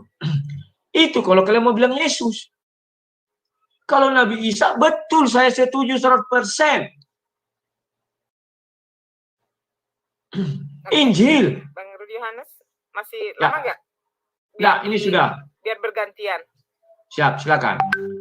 Oke ya, Umi ambil aja lagi moderator, tapi kita harus apresiasi dulu sama Bang Rudi Yohanes, karena Bang Rudi Yohanes sudah memberikan himbauan bahwa ayo kita percaya pada Al-Quran. Alhamdulillah ya, ternyata Bang Rudi Yohanes sudah mengimani Al-Quran. Oke, untuk selanjutnya. Percaya, belum beriman, iya. Percaya. Ya, oke. Beda itu. Ya. Bang Faisal mungkin silakan ditanggapi, nanti teman-teman yang lain bisa menanggapi juga. Silakan. Baik. Tadi Bang Rudi, tadi saya belum jawab juga tentang siapa hafiznya Al-Baqarah, surat Al-Baqarah. Bang Rudi, saya yang terhormat, ya. Al-Quran itu turun itu dia bukan satu hari satu malam langsung jadi jebret. Dia itu berperiode. Jadi siapa hafiz daripada Al-Quran ini ya sahabat-sahabat Nabi. Sahabat Nabi itu aja ada 132 orang lebih sahabat Nabi Islam yang awal-awalnya. Ya, mereka menghafal Al-Quran. Jadi begitu Nabi dapat wahyu, mereka hafalkan. Dan alhamdulillah, karena inilah bukti bahwasanya Al-Quran ini betul-betul dari Allah, kita mudah untuk menghafalkannya. Jadi seperti saya bilang, siapa yang penghafal yang Bang Rudi tanya tadi, bahwasanya sahabat-sahabat Nabi semua hafal Al-Quran. Jadi untuk dibukukan itu untuk mempermudah, karena agama Islam bukan saja telah tersebar, bukan saja di Arab, tetapi telah tersebar di seluruh jazirah Arab sampai juga ke Iran, Persia dan lain sebagainya. Jadi makanya para ulama dan para sahabat mengambil inisiatif untuk membukukan Al-Quran. Jadi supaya lebih mudah kita orang-orang non-Arab itu bisa menghafalnya dan mempelajarinya. Nah, soal Lukas 22 ayat pasal 41 tadi ya, Yesus bersujud tadi ya, itu membuktikan bahwasanya dia itu Nabi, Bang Rudi ya. Jadi nggak mungkin Tuhan bersujud kan, seperti itu. Nah, Injil, saya juga bertanya sama Bang Rudi, sebenarnya Injil ini bahasa apa ya? Injil itu diambil dari mana? Injil itu diambil dari Al-Quran. Sebenarnya mohon maaf kepada Bang Rudi dan kawan-kawan kita Kristen, bahwasanya standar nama kitab suci Bang Rudi pun nggak ada. Ya, Alkitab diambil dari mana? Diambil dari Al-Quran, bahasa Arab. Ya, Bible dari mana? Dari bahasa Inggris kan. Nah, karena perjanjian baru itu adalah bahasa Yunani, seharusnya Bang Rudi juga bertanya, sebenarnya Alkitab itu bahasa Yunaninya apa kan gitu, karena kitab tertua bahasa perjanjian baru itu bahasa Yunani. Jadi Injil itu yang Bang Rudi pakai itu dari bahasa Al-Quran. Nah, yang kedua, yang seterusnya saya bilang juga kepada Bang Rudi bahwasanya Injil itu artinya Injilion dalam bahasa Aramiknya, bahasa Ibraninya berarti hikmat, ajaran. Jadi Bang Rudi bertanya, ya mana Injil-Injil yang si Warokah itu ya dia hanya menulis keterangan dia saja, mungkin saya itu tidak tahu ya, seperti si Lukas, Rasul Lukas juga membuat Injil, menulis Injil ya kan, di Lukas 1 pasal 1 ya kan, yang telah disusunnya, yang telah dicermatinya, yang telah dilihatnya, yang telah didengarnya kan, seperti itu dari orang-orang kan, seperti itu, dia hanya mewartakan saja. Nah, baik, bagi saya Bang Rudi ya, kata Injil ini sebenarnya dari Al-Quran ya. Mohon maaf kawan-kawan Kristen kita meminjam bahasa ini dari Al-Quran. Mungkin itu saja. Baik, dari yang lain mungkin Yusuf atau Imam Klana ini udah raisen. Biar sekalian tanggapi. ya. Oke, silakan. Imam Kelana silahkan. Atau Bang Yusuf mau menanggapi? Boleh? Oke. Itu sudah ngomong dia. Biar dia dulu. Oke, silakan Imam. Assalamualaikum warahmatullahi wabarakatuh. Selamat sore buat semuanya. Saya ada pertanyaan buat Mas Rudi ya. Mas Rudi dari tadi menyebutkan Injil terus ya. Jadi gini Mas Rudi, saya hanya ingin bertanya di mana Injil yang telah diajarkan oleh Yesus kepada murid-muridnya. Udah itu aja ya. Silahkan dijawab Mas Rudi. Bang Yusuf silahkan. Oke, gini Bang Rudi ya. Tadi saya tanya, Anda pun tidak tahu gitu. Ini lucu loh gitu. Jawabannya lucu bagi saya. Saya tertawa ketika Anda menjawab seperti itu gitu. Tetapi Anda membawa sebuah materi yang Anda jawabannya tidak tahu. Ini lucu. Tentang apa? Nah, karena Anda itu membawa, ini warokah, ini hadisnya loh. Nah, ini hadisnya loh. Nah, ini Al-Qur'annya di sini loh. Tapi ketika saya tanya, kata Injil itu kamu dapat dari mana? Sebelum warokah itu memegang yang kamu bilang Injil, itu dari mana? Kamu bilang dari hadis. Kan sudah dijelaskan, hadis itu jauh penulisannya sesudah Al-Qur'an itu ada. Nah, maka orang penulis saat itu mengenal kata Injil. Maka itulah yang dia tuliskan. Pertanyaan saya, sebelum Al-Quran itu datang, di mana orang menggunakan kata istilah Injil? Anda tidak tahu jawabannya. Jadi jangan memakai atau memframingkan materi ini bahwa yang dipegang Warokah bin Naufal itu adalah Injil. Makanya saya bilang namanya itu adalah Al-Muqaddas Al-Ahdu Al-Jadim gitu. Jadi seperti itu, Bang Rudi. Tadi teman-teman juga bertanya, saya sudah menjelaskan juga Injil di dalam Al-Quran itu apa. Nah, Injil di dalam Al-Quran adalah ajaran Allah kepada Nabi Isa, tidak berbentuk buku. Lalu saya tanyakan, kenapa Anda mengatakan bahwa yang dipegang Warokah bin Naufal itu adalah Injil? Dari mana bukunya dapat? Anda juga bilang tidak tahu. Kalau begitu ya udah beres gitu perdebatan. Kagak ada lagi. Baik. Kan gitu. Udah bisa aku jawab? Oke, ya sebentar buat Bang Orsini sama Tuan Moto ditahan dulu biar Bang Rudi Yohanes memberikan statementnya jawaban dari kedua narasumber kita. Boleh, sedikit lagi Umi.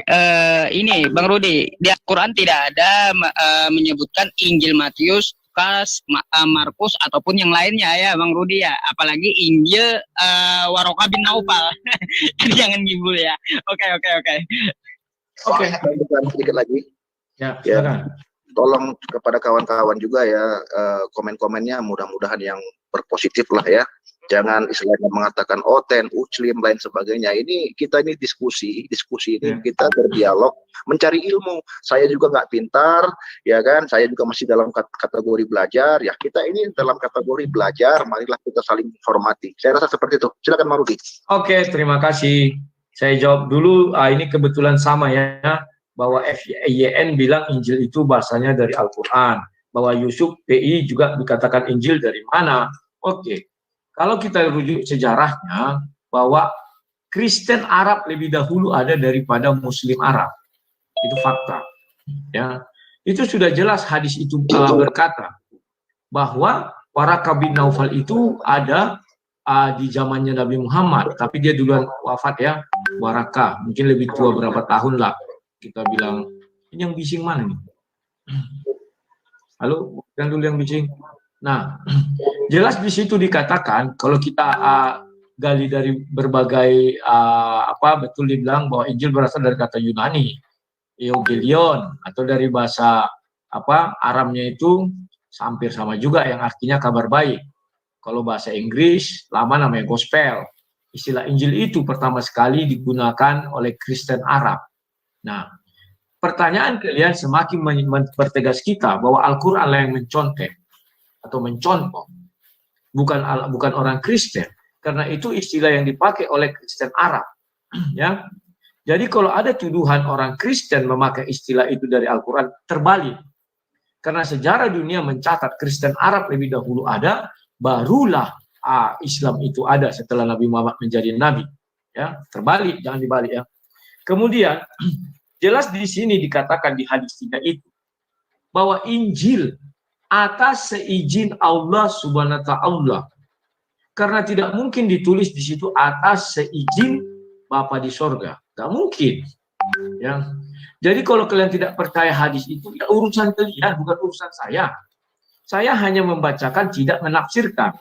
Ya, tetapi itulah yang tertulis di situ bahwa Waraka bin Naufal menulis Injil dalam bahasa Ibrani atas seizin Allah, seizin Allah. Dan tidak mungkin Bukhari menuliskan di situ Bapa di sorga. Nah, nggak mungkin sekali ya. Kemudian punyanya Yesus mana? Ya saya selalu mengatakan Matius, Markus, Lukas, Yohanes. Kalau kalian tidak percaya itu masalah kalian. Masalah saya beriman kepada ini. Matius, Markus, Yohanes, Lukas. Ya.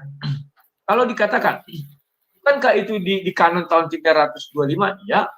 Makanya kami tidak langsung menyamakan bahwa Injil yang dipegang Nabi Isa, yang dibawa Nabi Isa adalah Injil Yesus. Enggak pernah kami akui itu. Injil Nabi Isa sendiri, Injil Yesus sendiri. Ya. Atau gospel itu, ya, jangan dikatakan bahwa orang Kristen menyontoh Al-Quran. Tidak Al-Quran yang menyontoh Kristen. Itu pukulan telak ya. Jangan dibalik sejarah dunia. Nanti kita jadi bingung di dalamnya. Kemudian mengenai Hafiz. Inilah yang sering saya katakan. Bahwa Allah Subhanahu wa Ta'ala, sama seperti kalian bilang bahwa Injil Nabi Isa pun belum dituliskan. Masih berupa oral ya. Disampaikan pengajaran. Lantas dari mana Waraka menuliskan itu? Kalau menurut hadis, ini bukan saya tafsir. Kalau menurut hadis sudah dijelaskan, Waraka menulis Injil atas seizin Allah. Maka sumbernya dari mana? Dari Allah. Tidak mungkin sumbernya dari Vatikan. Karena jelas-jelas hadis itu mengatakan atas seizin Allah. Dan yang kedua dikatakan 467 itu bahwa dikatakan di situ jelas sesuai kehendak Allah. Kalau seizin Allah, makanya Allah harus berfirman kepada Naufal untuk mengizinkan. Ya Naufal, engkau saya izinkan menulis Injil Waraka bin Naufal. Maka yang menyampaikan kan Allah sudah berfirman dalam Al-Quran harus melalui tabir atau melalui malaikat Jibril. Maka malaikat Jibril lah yang menyampaikan izin Allah itu. Kan itu logikanya. Tidak perlu ditafsir. Logikanya seperti itu. Baru kita kembangkan lagi. Dari mana Waraka ini tahu kisah Injil itu? Injil Nabi Isa. Karena kalian mengatakan, Al-Quran pun mengatakan, kisah Maryam itu hanya terdapat di dalam Al-Quran. Ini juga agak membuat saya jadi agak pening-pening juga. Kalau kisah Maryam itu terdapat di dalam Al-Quran, artinya Waraka itu menulis sebelum Al-Quran ada. Dan kalian tadi bertanya, dari mana kau bisa mengetahui bahwa surah 61 ayat 6 itu adalah Injil daripada Waraka bin Naufal? Itu pun tidak perlu ditafsir. Karena satu-satunya Injil atas seizin Allah itulah Injil Waraka bin Naufal. Dan kalimat yang ada kalimat Nabi Isa itulah Injil. Kan itu kalian akui. Itu artinya pengajaran. Nah, pengajaran Nabi Isa salah satunya surah 61 ayat 6. Bahwa akan datang Nabi setelah aku yang bernama Ahmad. Atau kurung Muhammad. Artinya, ucapan Nabi Isa itu adalah Injil. Maka harus terdapat di Injil Waraka. Pasti terdapat. Karena itu ditulis seizin Allah. Tidak sembarangan Naufal menulis itu. Tidak ujuk-ujuk langsung ngarang-ngarang bebas, enggak. Kalau enggak percaya, ya hadis itu dicabut aja ayatnya gampang atau dihapus. Tapi faktanya Bukhari tidak mau menghapus. Karena yang mengucapkan itu langsung dari Aisyah. Takut Bukhari, enggak sembarangan itu ditulis ya kawan-kawan ya. Nah, kemudian menurut Lukas 22, kalau mengenai Yesus itu Tuhan atau tidak, itu bahasanya sudah ada saya buat tersendiri. Nantilah kapan waktu kita bicara tentang itu. Tetapi intinya Yesus sujud, ya sujud. Saya pun berdoa sujud. Loh kok bisa Sang Dabaters? Ya, saya tidak harus menunjukkan sama kalian bagaimana saya berdoa. Karena Yesus mengajarkan kami berdoa di Matius 6. Masuk ke dalam kamar, kunci. Ketika dikunci bebas. Saya mau gini pun bisa, mau gini pun bisa, mau telanjang pun bisa. Kan tidak ada yang tahu. tetapi saya sujud ya saya sujud ya. Jadi itu tidak menjadi suatu kendala. Ya itu yang dari semua ini tadi Imam Kelana tadi bilang Injil yang diajarkan Yesus. Injil mana yang diajarkan Yesus? Sudah saya jawab. Bagi kami Matius, Markus, Lukas, Yohanes itu Injil yang diajarkan Yesus. Kalian bisa protes? Nggak bisa. Karena itu iman kami. Kalian hanya bisa protes kalau kami katakan itu Injil Nabi Isa. Protes kalian, bukan itu Injil Nabi Isa. Ya betul, itu Injil Yesus, bukan Injil Nabi Isa. Silakan. Oke, Bang Rudi Yohanes, jadi mohon ada catatan ya, karena ini Bang Rudi Yohanes tidak ada asisten. Oke, Bang Orsini. Ada catatan. Ya, Bang Orsini sama Tuan Moto mungkin nanti dilanjut lagi sama Bang Faisal. Silakan Bang Orsini. Oke, makasih Mi. Saya ingin menjawab ya tadi Bang Rudi Yohanes bilang katanya tidak ada perintah sholat lima waktu dalam Al-Quran. Ini kan saya buktikan ada itu perintah sholat lima waktu dalam Al-Quran ya. Saya mau share screen ya. Ayat-ayatnya nih. Ini catatan saya. Nah ini. Perintah sholat lima waktu di dalam Al-Quran. Sholat lima waktu ya adalah Isya, subuh, zuhur, asar, dan maghrib. Nah ini nih. Karena sholat pada kedua tepi siang dalam kurung pagi atau subuh dan petang itu asar ya kan. Dan pada bagian permulaan daripada malam dalam kurung maghrib. Sesungguhnya perbuatan-perbuatan yang baik itu menghapus dosa. Perbuatan-perbuatan yang buruk itulah peringatan bagi orang-orang yang ingat. Quran surat 11 ayat 114. Ini tentang sholat subuh, asar dan maghrib ya. Nah, ini ayat selanjutnya dari karena sholat dari sesudah matahari tergelincir, yaitu maghrib. Ini maghrib lagi nih disebut di sini nih. Di atas juga disebut maghrib Pak. Dalam kurung ya, matahari tergelincir kan otomatis maghrib dong. Sampai gelap malam dalam kurung isya dan subuh. Nah, subuh disebutkan nih, jelas-jelas disebutkan subuh. Sesungguhnya salat subuh itu disaksikan. Quran surat 17 ayat 78 ya. Bisa bangun dicek ya, bisa buka sendiri ya. Nah, ini tentang penjelasan tentang sholat zuhur. Pelihara semua salat dan sholat wusta atau pertengahan garis miring zuhur. Berdirilah untuk Allah dalam sholatmu dengan khusyuk. Nah, ini penjelasan sholat wusta nih, sholat tengah nih. Salah satu dari sekian banyak sholat dinamakan dengan sholat wusta atau dalam kurung pertengahan. Ini sesuai dengan firman-Nya. Pelihara semua sholat dan pelihara sholat wusta. Berdirilah karena Allah dalam sholatmu dengan khusyuk. Surat Al-Baqarah ayat 238. Nah, jadi ini tentang sholat wusta ya, pertengahan. Tengah-tengah itu artinya sholat zuhur. Nah, terus sekarang saya mau nanya nih ke Bang Rudi nih. Itu atas perintah siapa? Itu Markus, Lukas, Matius, dan Yohanes itu menulis kitab-kitab masing-masing itu. Atas perintah siapa? Gitu.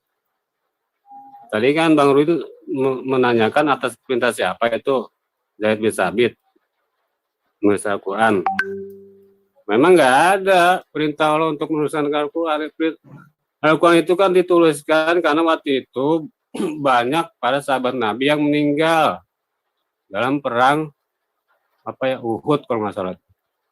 Jadi Khalifah Abu Bakar ini berpikir,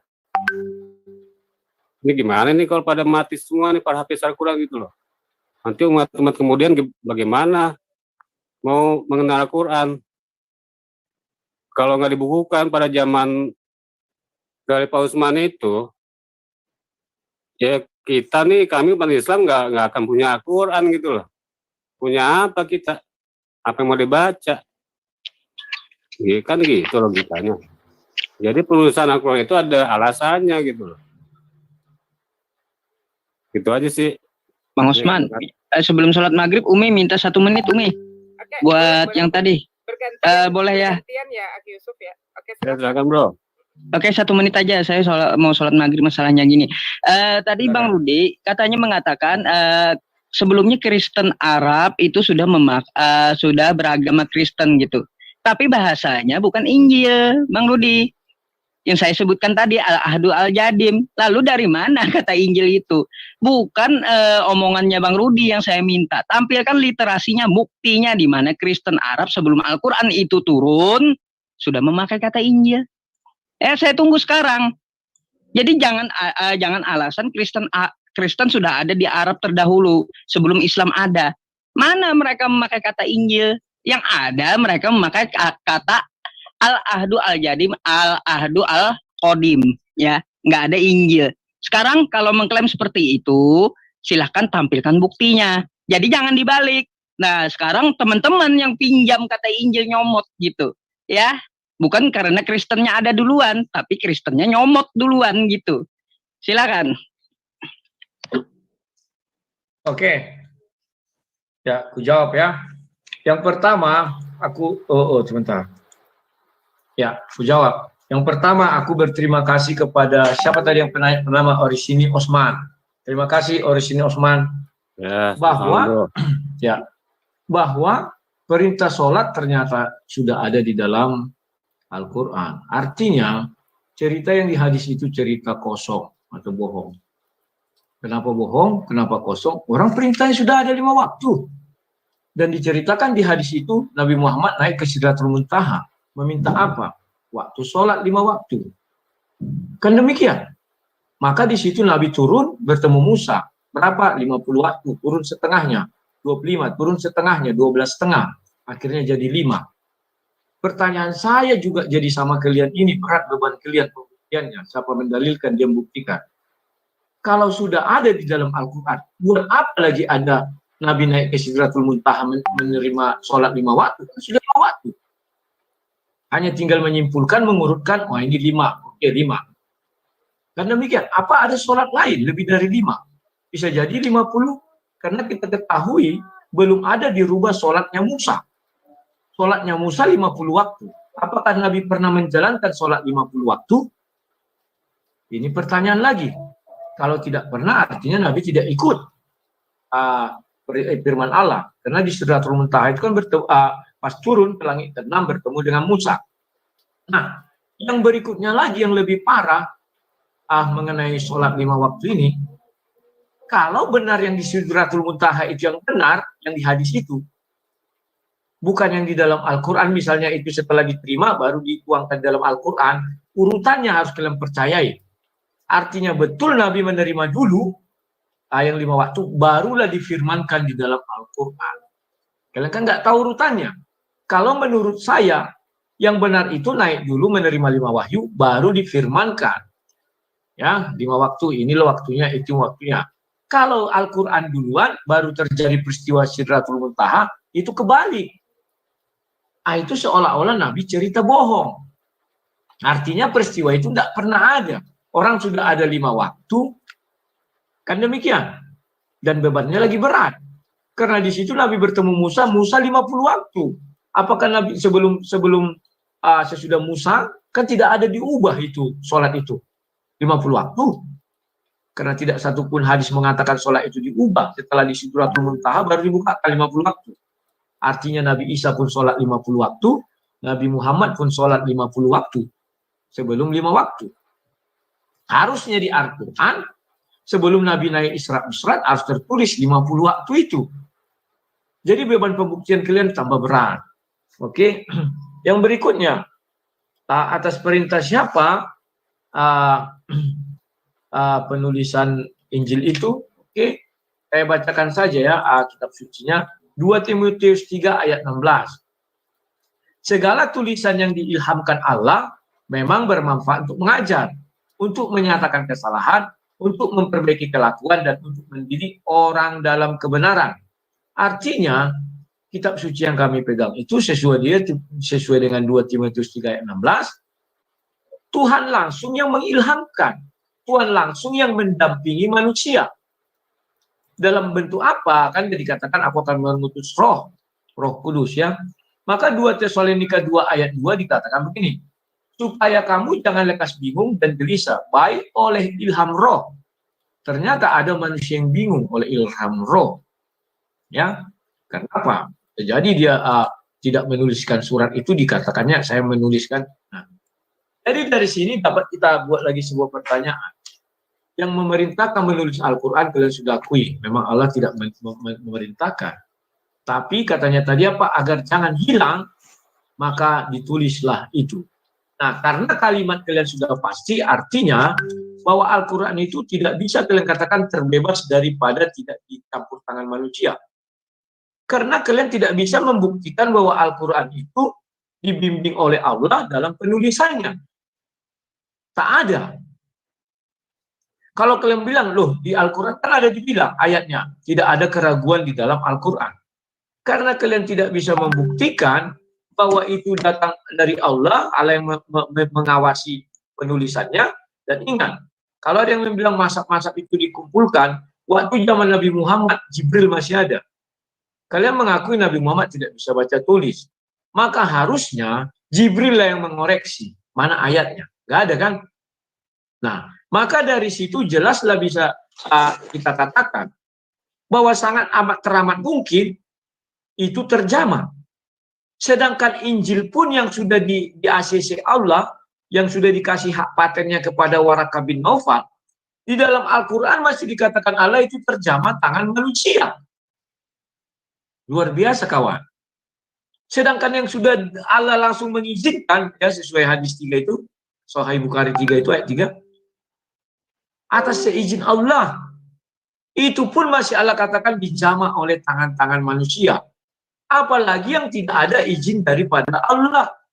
Nah, tadi dikatakan juga di situ bahwa ada hafiz berjumlah 130 orang. Ya kan? Ya saya setuju aja sih. Dan faktanya ada juga kalau kita buka literatur dunia maya ini katanya 70 hafiz. Udah lah. Waktu perang.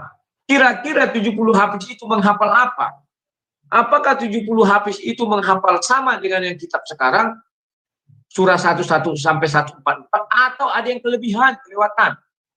Itulah sebabnya kalau kita buka Maryam, surah Maryam 56-57, jelas dikatakan di sana bahwa Allah memerintahkan Nabi Muhammad untuk menceritakan kisah Nabi Idris yang terdapat di dalam Al-Quran. Sampai detik ini saya cari kisah itu nggak ketemu. Lantas kemanalah kisah itu? Sementara di Wikipedia bertebaranlah kisah itu. Bahkan lebih komplit, lebih lengkap, lebih banyak. Apa yang harus kita lakukan? Saya pun bingung. Entah apa yang mau kita katakan dalam hal itu. Ya, Pak Rudi, saya mohon maaf ya, kalau bisa dua pertanyaan lagi menyusul, karena terlalu banyak sekali nanti Bang Rudi bertanya, kita sulit untuk bisa menjawabnya karena terlalu cepat Bang Rudi bicara kan gitu. Siap. Jadi aku sebenarnya ya menguraikan pertanyaan. Makanya nanti satu orang bertanya, aku jawab gitu aja lah ya. Iya. Ya silakan. Jadi begini Bang Rudi ya, Bang Rudi tentang masalah sholat ya. Sholat apakah itu setelah Nabi naik di Sidratul Muntaha? Jawabannya setelah Nabi naik dari Sidratul Muntaha maka turunlah perintah sholat.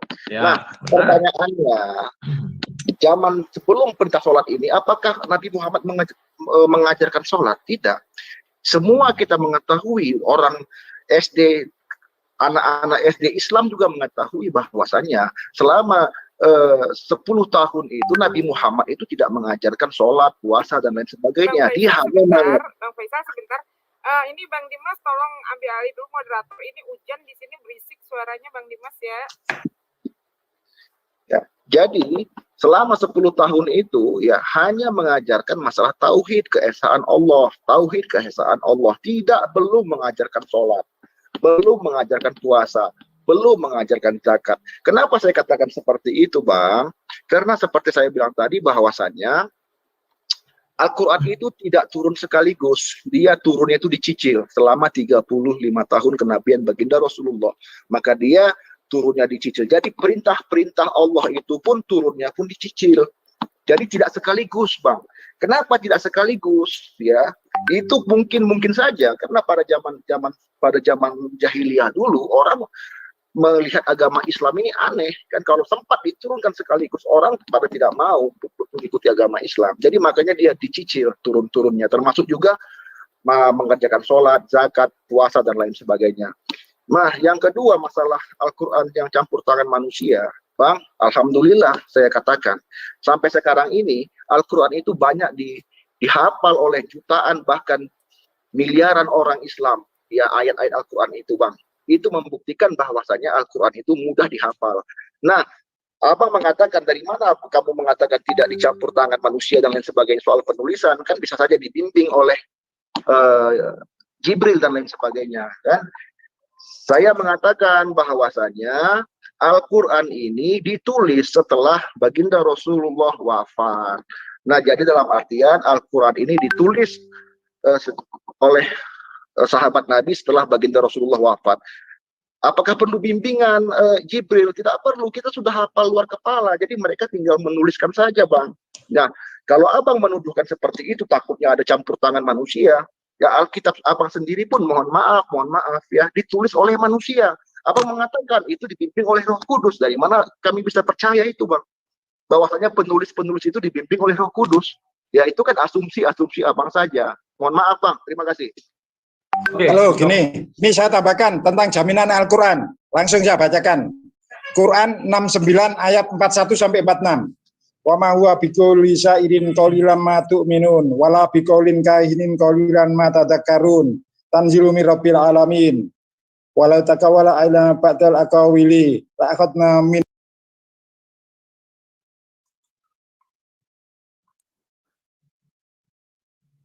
Halo?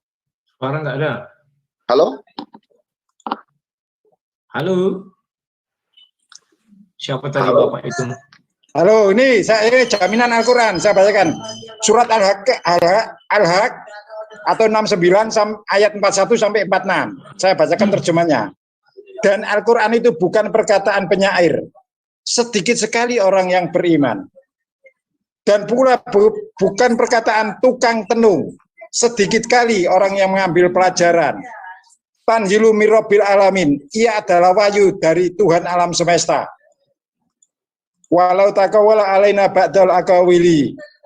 Seandainya Muhammad mengadakan sebagian perkataan atas nama kami, ini 46, la'akhadna minhu bilwatin, maka niscaya akan kami pegang tangannya, kemudian akan kami potong urat jantungnya.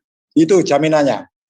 Itu Allah langsung ngomong lewat malaikat Jibril ke Nabi Muhammad. Begitu. Oke, aku jawab. Pertama, aku menjawab dari Bapak itu tadi. Bapak itu tadi mengambil surah 69 ayat 41. Selagi masih ada surah, artinya Nabi Muhammad masih hidup. Logikanya nyambung ya. Di mana ada selagi masih ada surah, artinya Nabi Muhammad masih hidup. Karena yang membacakan itu kan Nabi Muhammad. Kan itu maksudnya kan. Nah, selagi masih ada surah, Nabi Muhammad masih hidup. Selagi Nabi Muhammad masih hidup, Al-Quran belum ditulis, belum dibukukan. Paham ya? Jadi adalah sah kalau kami bertanya. Ya. Logikanya jalan. Siapa yang membimbing penulisan Al-Quran? Ya. Kita kan nggak tahu karena nggak ada ayatnya. Ayat yang Bapak bacakan itu ada selagi Nabi Muhammad hidup. Pas Nabi Muhammad hidup, Al-Quran belum ditulis. Logikanya nyambung ya? G. Nah, oke. Sekarang untuk Bang FYN channel. Ya. Betul, saya setuju. Kan itu saya bilang tadi. Nabi lebih dahulu naik ke Sidratul Muntaha, barulah sholat itu diturunkan perintahnya. Bukan perintahnya dulu seperti dibilang di sini, baru Nabi ke Sidratul Muntaha. Kan itu. Ke Sidratul Muntaha dulu, baru perintah sholatnya ada. Ya, 5 waktu. Nah, kemudian sebelum Nabi Muhammad ada, sebelum ke Sidratul Muntaha, maka sholat tidak dilakukan oleh Nabi. Siapa bilang? Bukankah dari tadi kalian mengatakan Yesus sujud, Nabi Isa sujud, benar. Ya, Musa sujud, segala macam sujud. Ya, artinya sujud itu sudah ada atau sholat itu sudah ada. Kenapa sekarang jadi diingkari? Bahkan Musa pun ketika di Sidratul Muntaha itu atau di langit ke-6 Musa, mereka berbicara tentang sholat itu. Iya, nah Ibrahim pun sholat, benar. Oke. Ya, umatku pun tidak mampu katanya. Pertanyaan saya, kalau Nabi Muhammad tidak sholat sebelum menjadi Nabi atau sebelum menuju Sidratul Muntaha atau balik dari Sidratul Muntaha, lantas agama apa yang dianut oleh Nabi Muhammad sebelum turun dari Sidratul Muntaha? Saya bingung. Karena sholat itu sudah ada sejak zaman Nabi-Nabi terdahulu. Nabi Ibrahim. Ya, Nabi Ibrahim. Sudah ada. Ya. Dan Al-Quran tidak turun sekaligus. Saya juga percaya. Tidak ada kitab suci turun sekaligus. Artinya kalau turun sekaligus berarti kitab yang dijatuhkan ya kan? Bukan. Itu bertahap. Ya, dan apa yang dilafalkan oleh Nabi dilafalkan kepada sahabat-sahabat. Itulah proses terjadinya Quran itu. Namun yang sangat saya bingungkan di sini, ketika itu diturunkan secara bertahap, berapa orang hafiz yang ada di sekeliling Nabi? Kan itu perlu kita ketahui juga. Apakah seperti tadi 132 dan mati 70? Yang 70 ini apa isi kepalanya? Kan di kepala itu semua. Tidak ada yang tahu. Maka sangat mungkin ada ayat yang belum dituangkan di dalam Al-Quran. Kalau tidak percaya, coba dulu kita buka, bentar ya, surah Maryam, aku bacakan saja karena admin biar jangan kesulitan. Surah Maryam ayat 16. Ini kok belum berpindah ya? Sebentar ya, kawan-kawannya. Maryam 16. Ini penting. Nah ini. Surah Maryam 19. Lambat. Bisa ditampilkan di layar? Halo? Adminnya tidak ada ya? Maryam. Bang Rudi, kalau bisa kita jawab dulu Bang Rudi biar dapat substansinya. Ya. Perintah sholat itu kalau di Maryam itu 55. Nah, sebentar. Ini masih jawab yang tadi ya Bang Rudi ya? Perintah sholat di Ya, bisa dibukakan surah Maryam? Ini masih jawab yang tadi? Iya, yang tadi, yang pertanyaan berikutnya.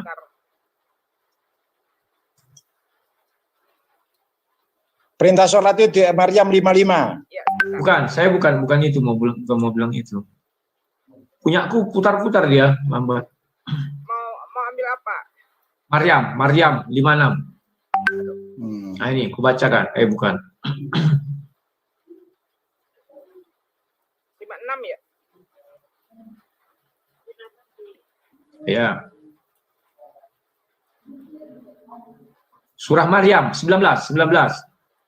Maryam itu 19 ayat 56 57. Ayat berapa? Ayat berapa, Bang? Surah 19 ayat 56 57. 56 56. Ya.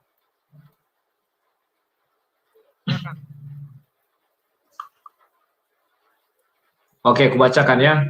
Gimana? Dan ceritakanlah buka kurung tutup kurung Muhammad kisah Idris di dalam kitab buka kurung tutup kurung Al-Quran. Sesungguhnya dia seorang yang sangat mencintai kebenaran dan seorang nabi. Saya sudah menggali ke dalam Al-Quran. Saya bolak-balik, saya cari-cari. Apalah Idris ini mencintai kebenaran. Kebenaran yang bagaimana? Ya kan? Saya mau mencari kisah itu. Sampai sekarang saya nggak ketemu. Maka sesuai dengan catatan-catatan yang ada di dunia maya ini mengatakan 70 hafiz gugur ketika perang lupa Tabadan sampai 70. Artinya 70 ini pasti ada membawa kisah Nabi Idris salah satunya atau semua bisa jadi membawa kisah Nabi Idris. Maka sudah saya cari kemana mencari kisah Nabi Idris karena ini perintah loh. Kalau tidak perintah ya bisa kita katakan wah itu kan bukan kitab suci biografi atau biografi atau sejarah. Tetapi itu perintah agar Nabi menceritakan kepada banyak orang kisah yang terdapat di dalam Al-Quran. Nah, kalau ada 70 hafiz yang wafat, isi kepala mereka kan kita nggak tahu, atau isi hati mereka kita nggak tahu apa yang dihafalkan. Saya bisa jadi memiliki sebuah dugaan kisah Nabi Idris ini terbawa bersama mereka.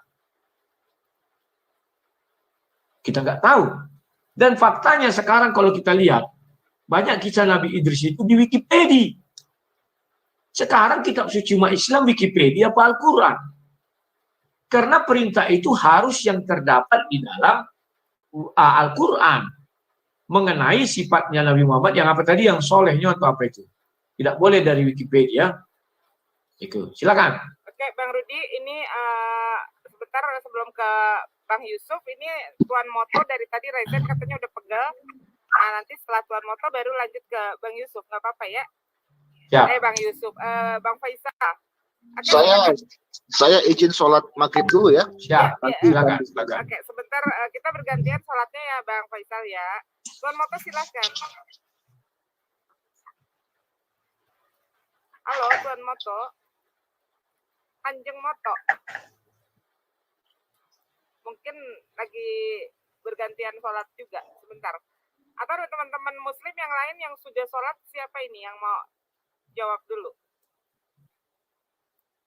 Baiklah, kalau begitu biar saya jawab aja lah ya, yang lainnya sholat ya, biar kita gantian juga, biar fair juga ya. Saya sebenarnya begini Bang, saya pun istilahnya tidak paham juga cara pandang Abang memahami Al-Quran ya. Rasulullah mendapatkan wahyu ya, itu sahabatnya menghafal ya, dihafal. Sehingga tidak, kalaupun ada kesalahan satu orang yang salah misalnya, itu bisa diingatkan oleh teman-teman yang lain. Ya, makanya kami ini bukan seperti mohon maafnya seperti agamanya Abang ya. Agamanya Abang bahwasanya satu orang yang berhak yang telah dibimbing Roh Kudus boleh membuat kitab suci seperti Lukas 1 ayat pasal 1 ya, setelah dia wawancarai, dia teliti, maka dia membukukan ini, ya kan? Saya pun tidak tahu. Nah, kami di Al-Quran membukukan Al-Quran bukan seperti itu, Bang. Bukan, mohon maafnya, Rasul Paulus menulis surat kepada jemaat-jemaatnya itu dijadikan kitab suci. Bukan seperti itu, Bang. Ya. Nah, saat Al-Quran sudah mulai dibukukan, itu masih banyak orang-orang yang hafal Al-Quran di luar kepala. Kalaupun ada silap salah satunya, ya, maka yang lain pasti akan mengingatkan. Ya, seperti itu Bang dalam hal penyusunan Al-Quran tadi. Nah, boleh tahu lagi Bang, apalagi tanggapan yang kedua ini, saya lupa mencatat ini. Pertanyaan yang kedua. Yang kedua, aku lupa mencatat. Aku mencatat apa yang kalian bilang. Ya kan, yang saya ingat satu itu ya. Jadi dalam arti apa? Soal perintah sholat. Memang betul, sholat itu dari zaman nabi-nabi terdahulu juga telah diajarkan. Seperti Yesus juga, kalau Abang mengatakan itu bukan sholat, tetapi di dalam Lukas pasal Lukas 22 pasal 41 itu jelas Yesus bersujud, ya, mengikuti gerakan sholat. Tapi kalau Abang membantah itu ya nggak masalah, kan seperti itu. Nah, pertanyaannya, sebelum perintah sholat ini turun, apakah Nabi Muhammad mengajarkan sholat? Saya mengatakan selama 10 tahun kenabiannya, beliau hanya mengajarkan tauhid, ya, keesaan Allah, Allah tidak beranak, tidak diperanakan, Allah tidak punya anak, dan lain sebagainya. Hanya mengajarkan keesaan Allah saja. Maka setelah perintah sholat turun, maka Nabi mengajarkan sholat. Setelah itu perintah zakat turun, perintah puasa turun, Nabi mengatakan puasa, zakat, dan lain sebagainya. Jadi perintah-perintah ini Bang dicicil seiring ayat yang turun. Seperti itu Bang Rudi. Mungkin lebih dan kurang bisa ditanggapi. Siap, saya tanggapi langsung ya.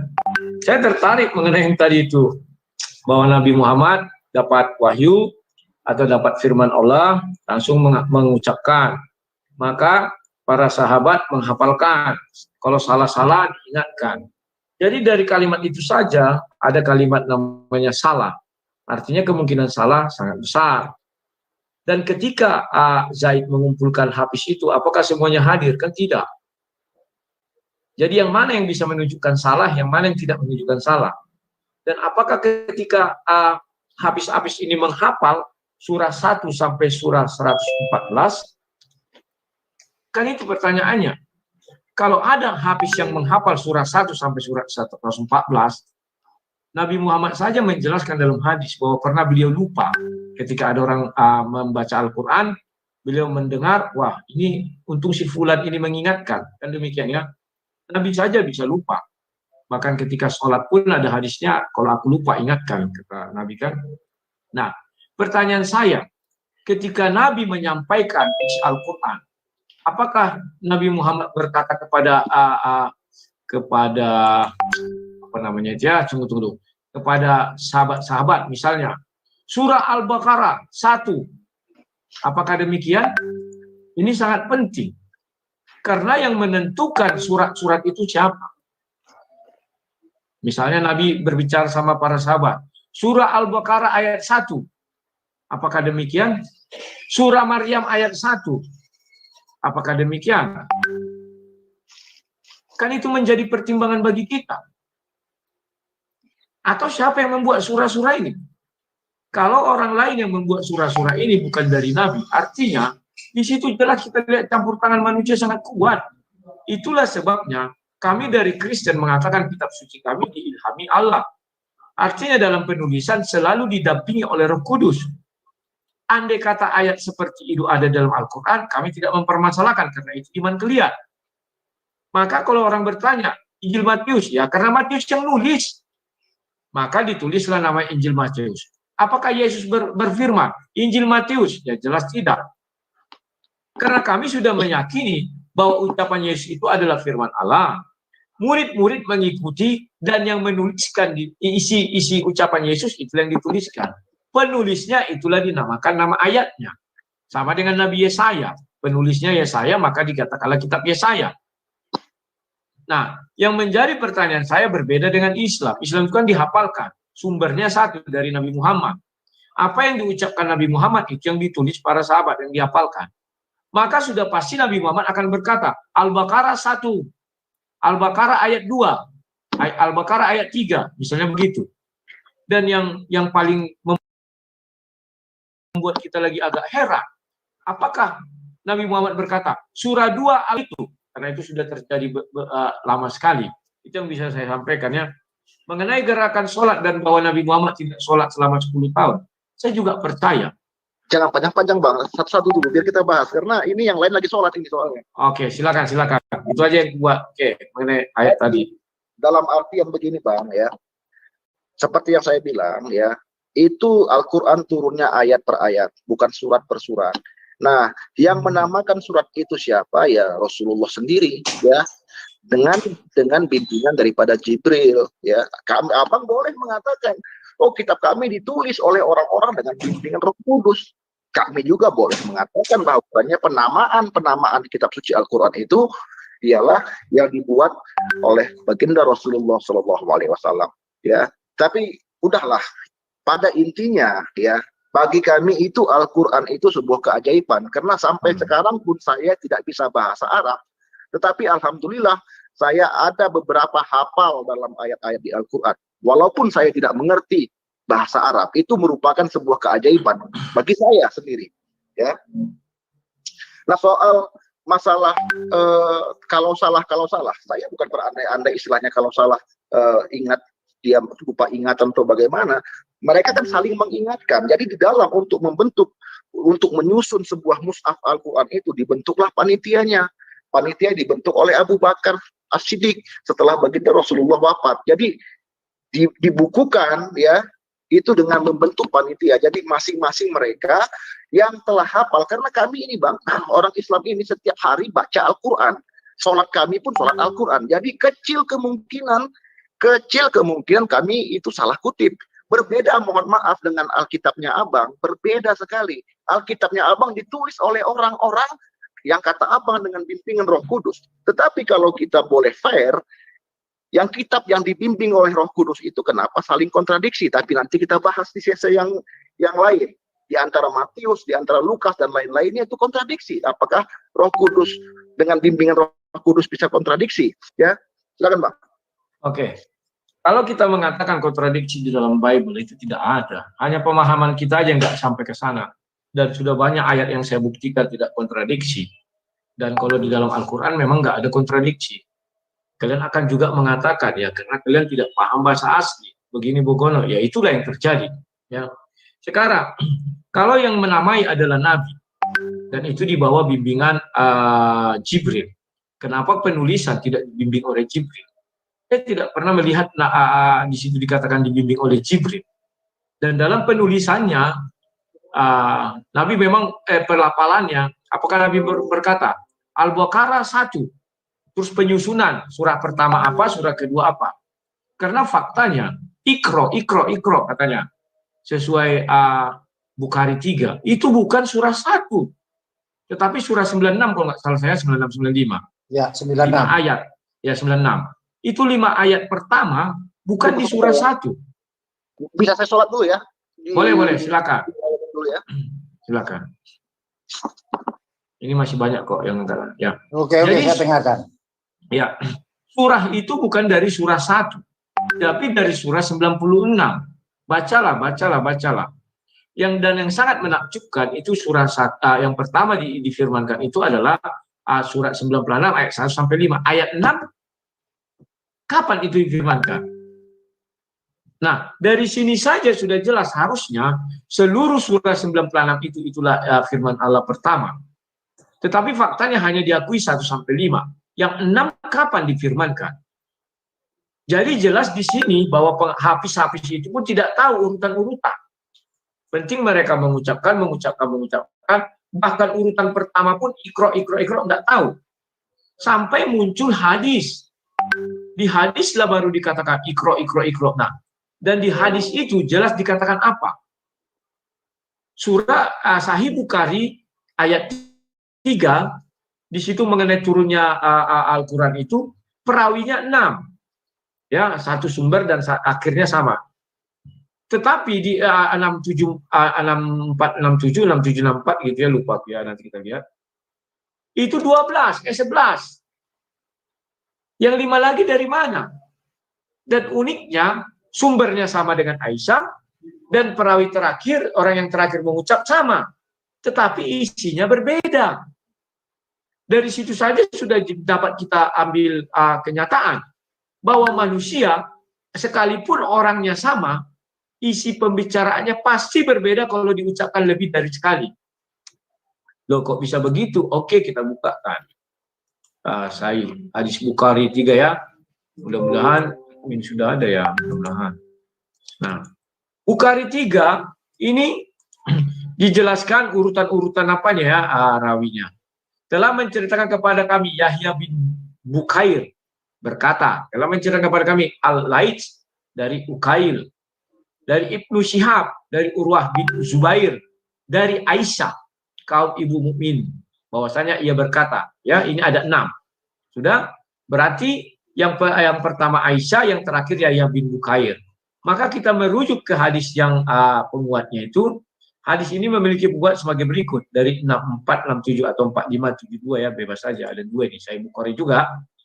Di situ malah bukan 6 tapi 11. Yang terakhir Yahya bin Bukair sama.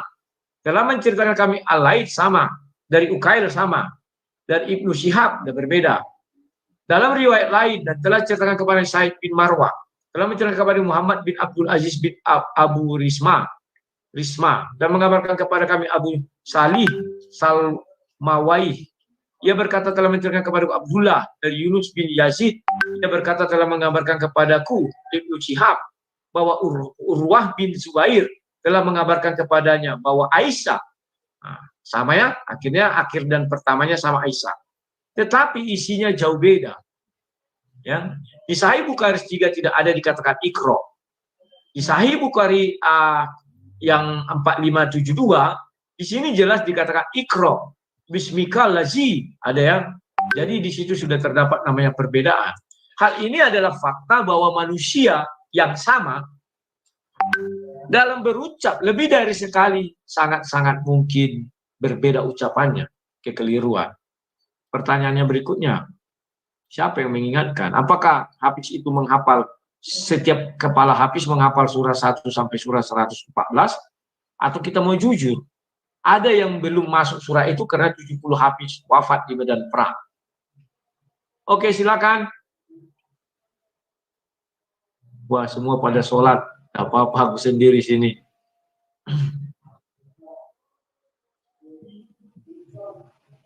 Halo, Reareo. Halo, ini Bang Rudi. Siap. Saya jawab. Sekarang aja orang yang hafal Al-Quran itu anak kecil aja bisa. Waktu umat pertama, generasi pertama, mulai Abu Bakar sampai 130 itu, tingkat hafalannya jelas lebih baik dari kita ini. Karena apa? Mereka itu generasi yang paling baik daripada yang sudah dijamin gitu. Sehingga tidak mungkin dari sahabat Nabi yang 130 disebutkan itu tidak hafal dari semua Al-Fatihah sampai An-Nas. Tidak mungkin. Jadi seperti itu. Kalau bacaan beda itu karena logat bahasanya beda. Seperti sampean orang Batak dengan orang Jawa, saya jelas beda cara bacanya. Ya. Tapi dalam artian ke arah tajwidnya mungkin tidak beda, tapi logatnya beda gitu. Seperti itu logatnya. Ada itu di Syria itu dengan beda. Seperti itu, Bang Rudi. Jadi. Oke, terima kasih. Kalau Bapak bilang orang sekarang hafal habis itu hafal ayat Quran, saya percaya. Kenapa mereka hafal? Karena sudah ditulis. Dan mereka tidak mungkin lagi salah, kenapa? Ada tulisan. Jadi bisa dikoreksi, coba hafalkan. Ngaji dia, oh ya ini benar, oh ini salah. Karena sudah ada yang baku. Tetapi ketika zaman Nabi wafat, kan tidak ada yang baku, yang sudah jadi buku. Dan kita tahu surah 1 sampai 114 siapa yang menentukan? Kan bukan Nabi sudah wafat. Atau kita mau mengatakan, oke, surah 1 ayat 1. Misalnya surah 2 yang utama, surah 2 Al-Baqarah ayat 1 misalnya. Apakah Nabi berfirman demikian? Kan tidak berucap demikian. Nah, maka saya tidak pernah menyangkal kalau orang-orang sekarang katanya, ya mereka sudah paham habis itu banyak, ya karena sudah dibukukan, jadi bisa dikoreksi. Kalau zaman Nabi kan sudah diakui tadi. Siapa yang ngoreksi? Malaikat Jibril pun tidak ada berfirman berkata aku mengoreksi Al-Quran, tidak ada. Atas seizin Allah SWT pun tidak ada. Hari di buku apapun tidak ada itu. Jadi jelaslah para sahabat lah yang menulis itu dengan tangannya. Dan admin belum datang ya. Saya akan buktikan apakah Al-Quran zaman dulu yang di Birmingham sama dengan yang sekarang. Pasti sudah jauh berbeda.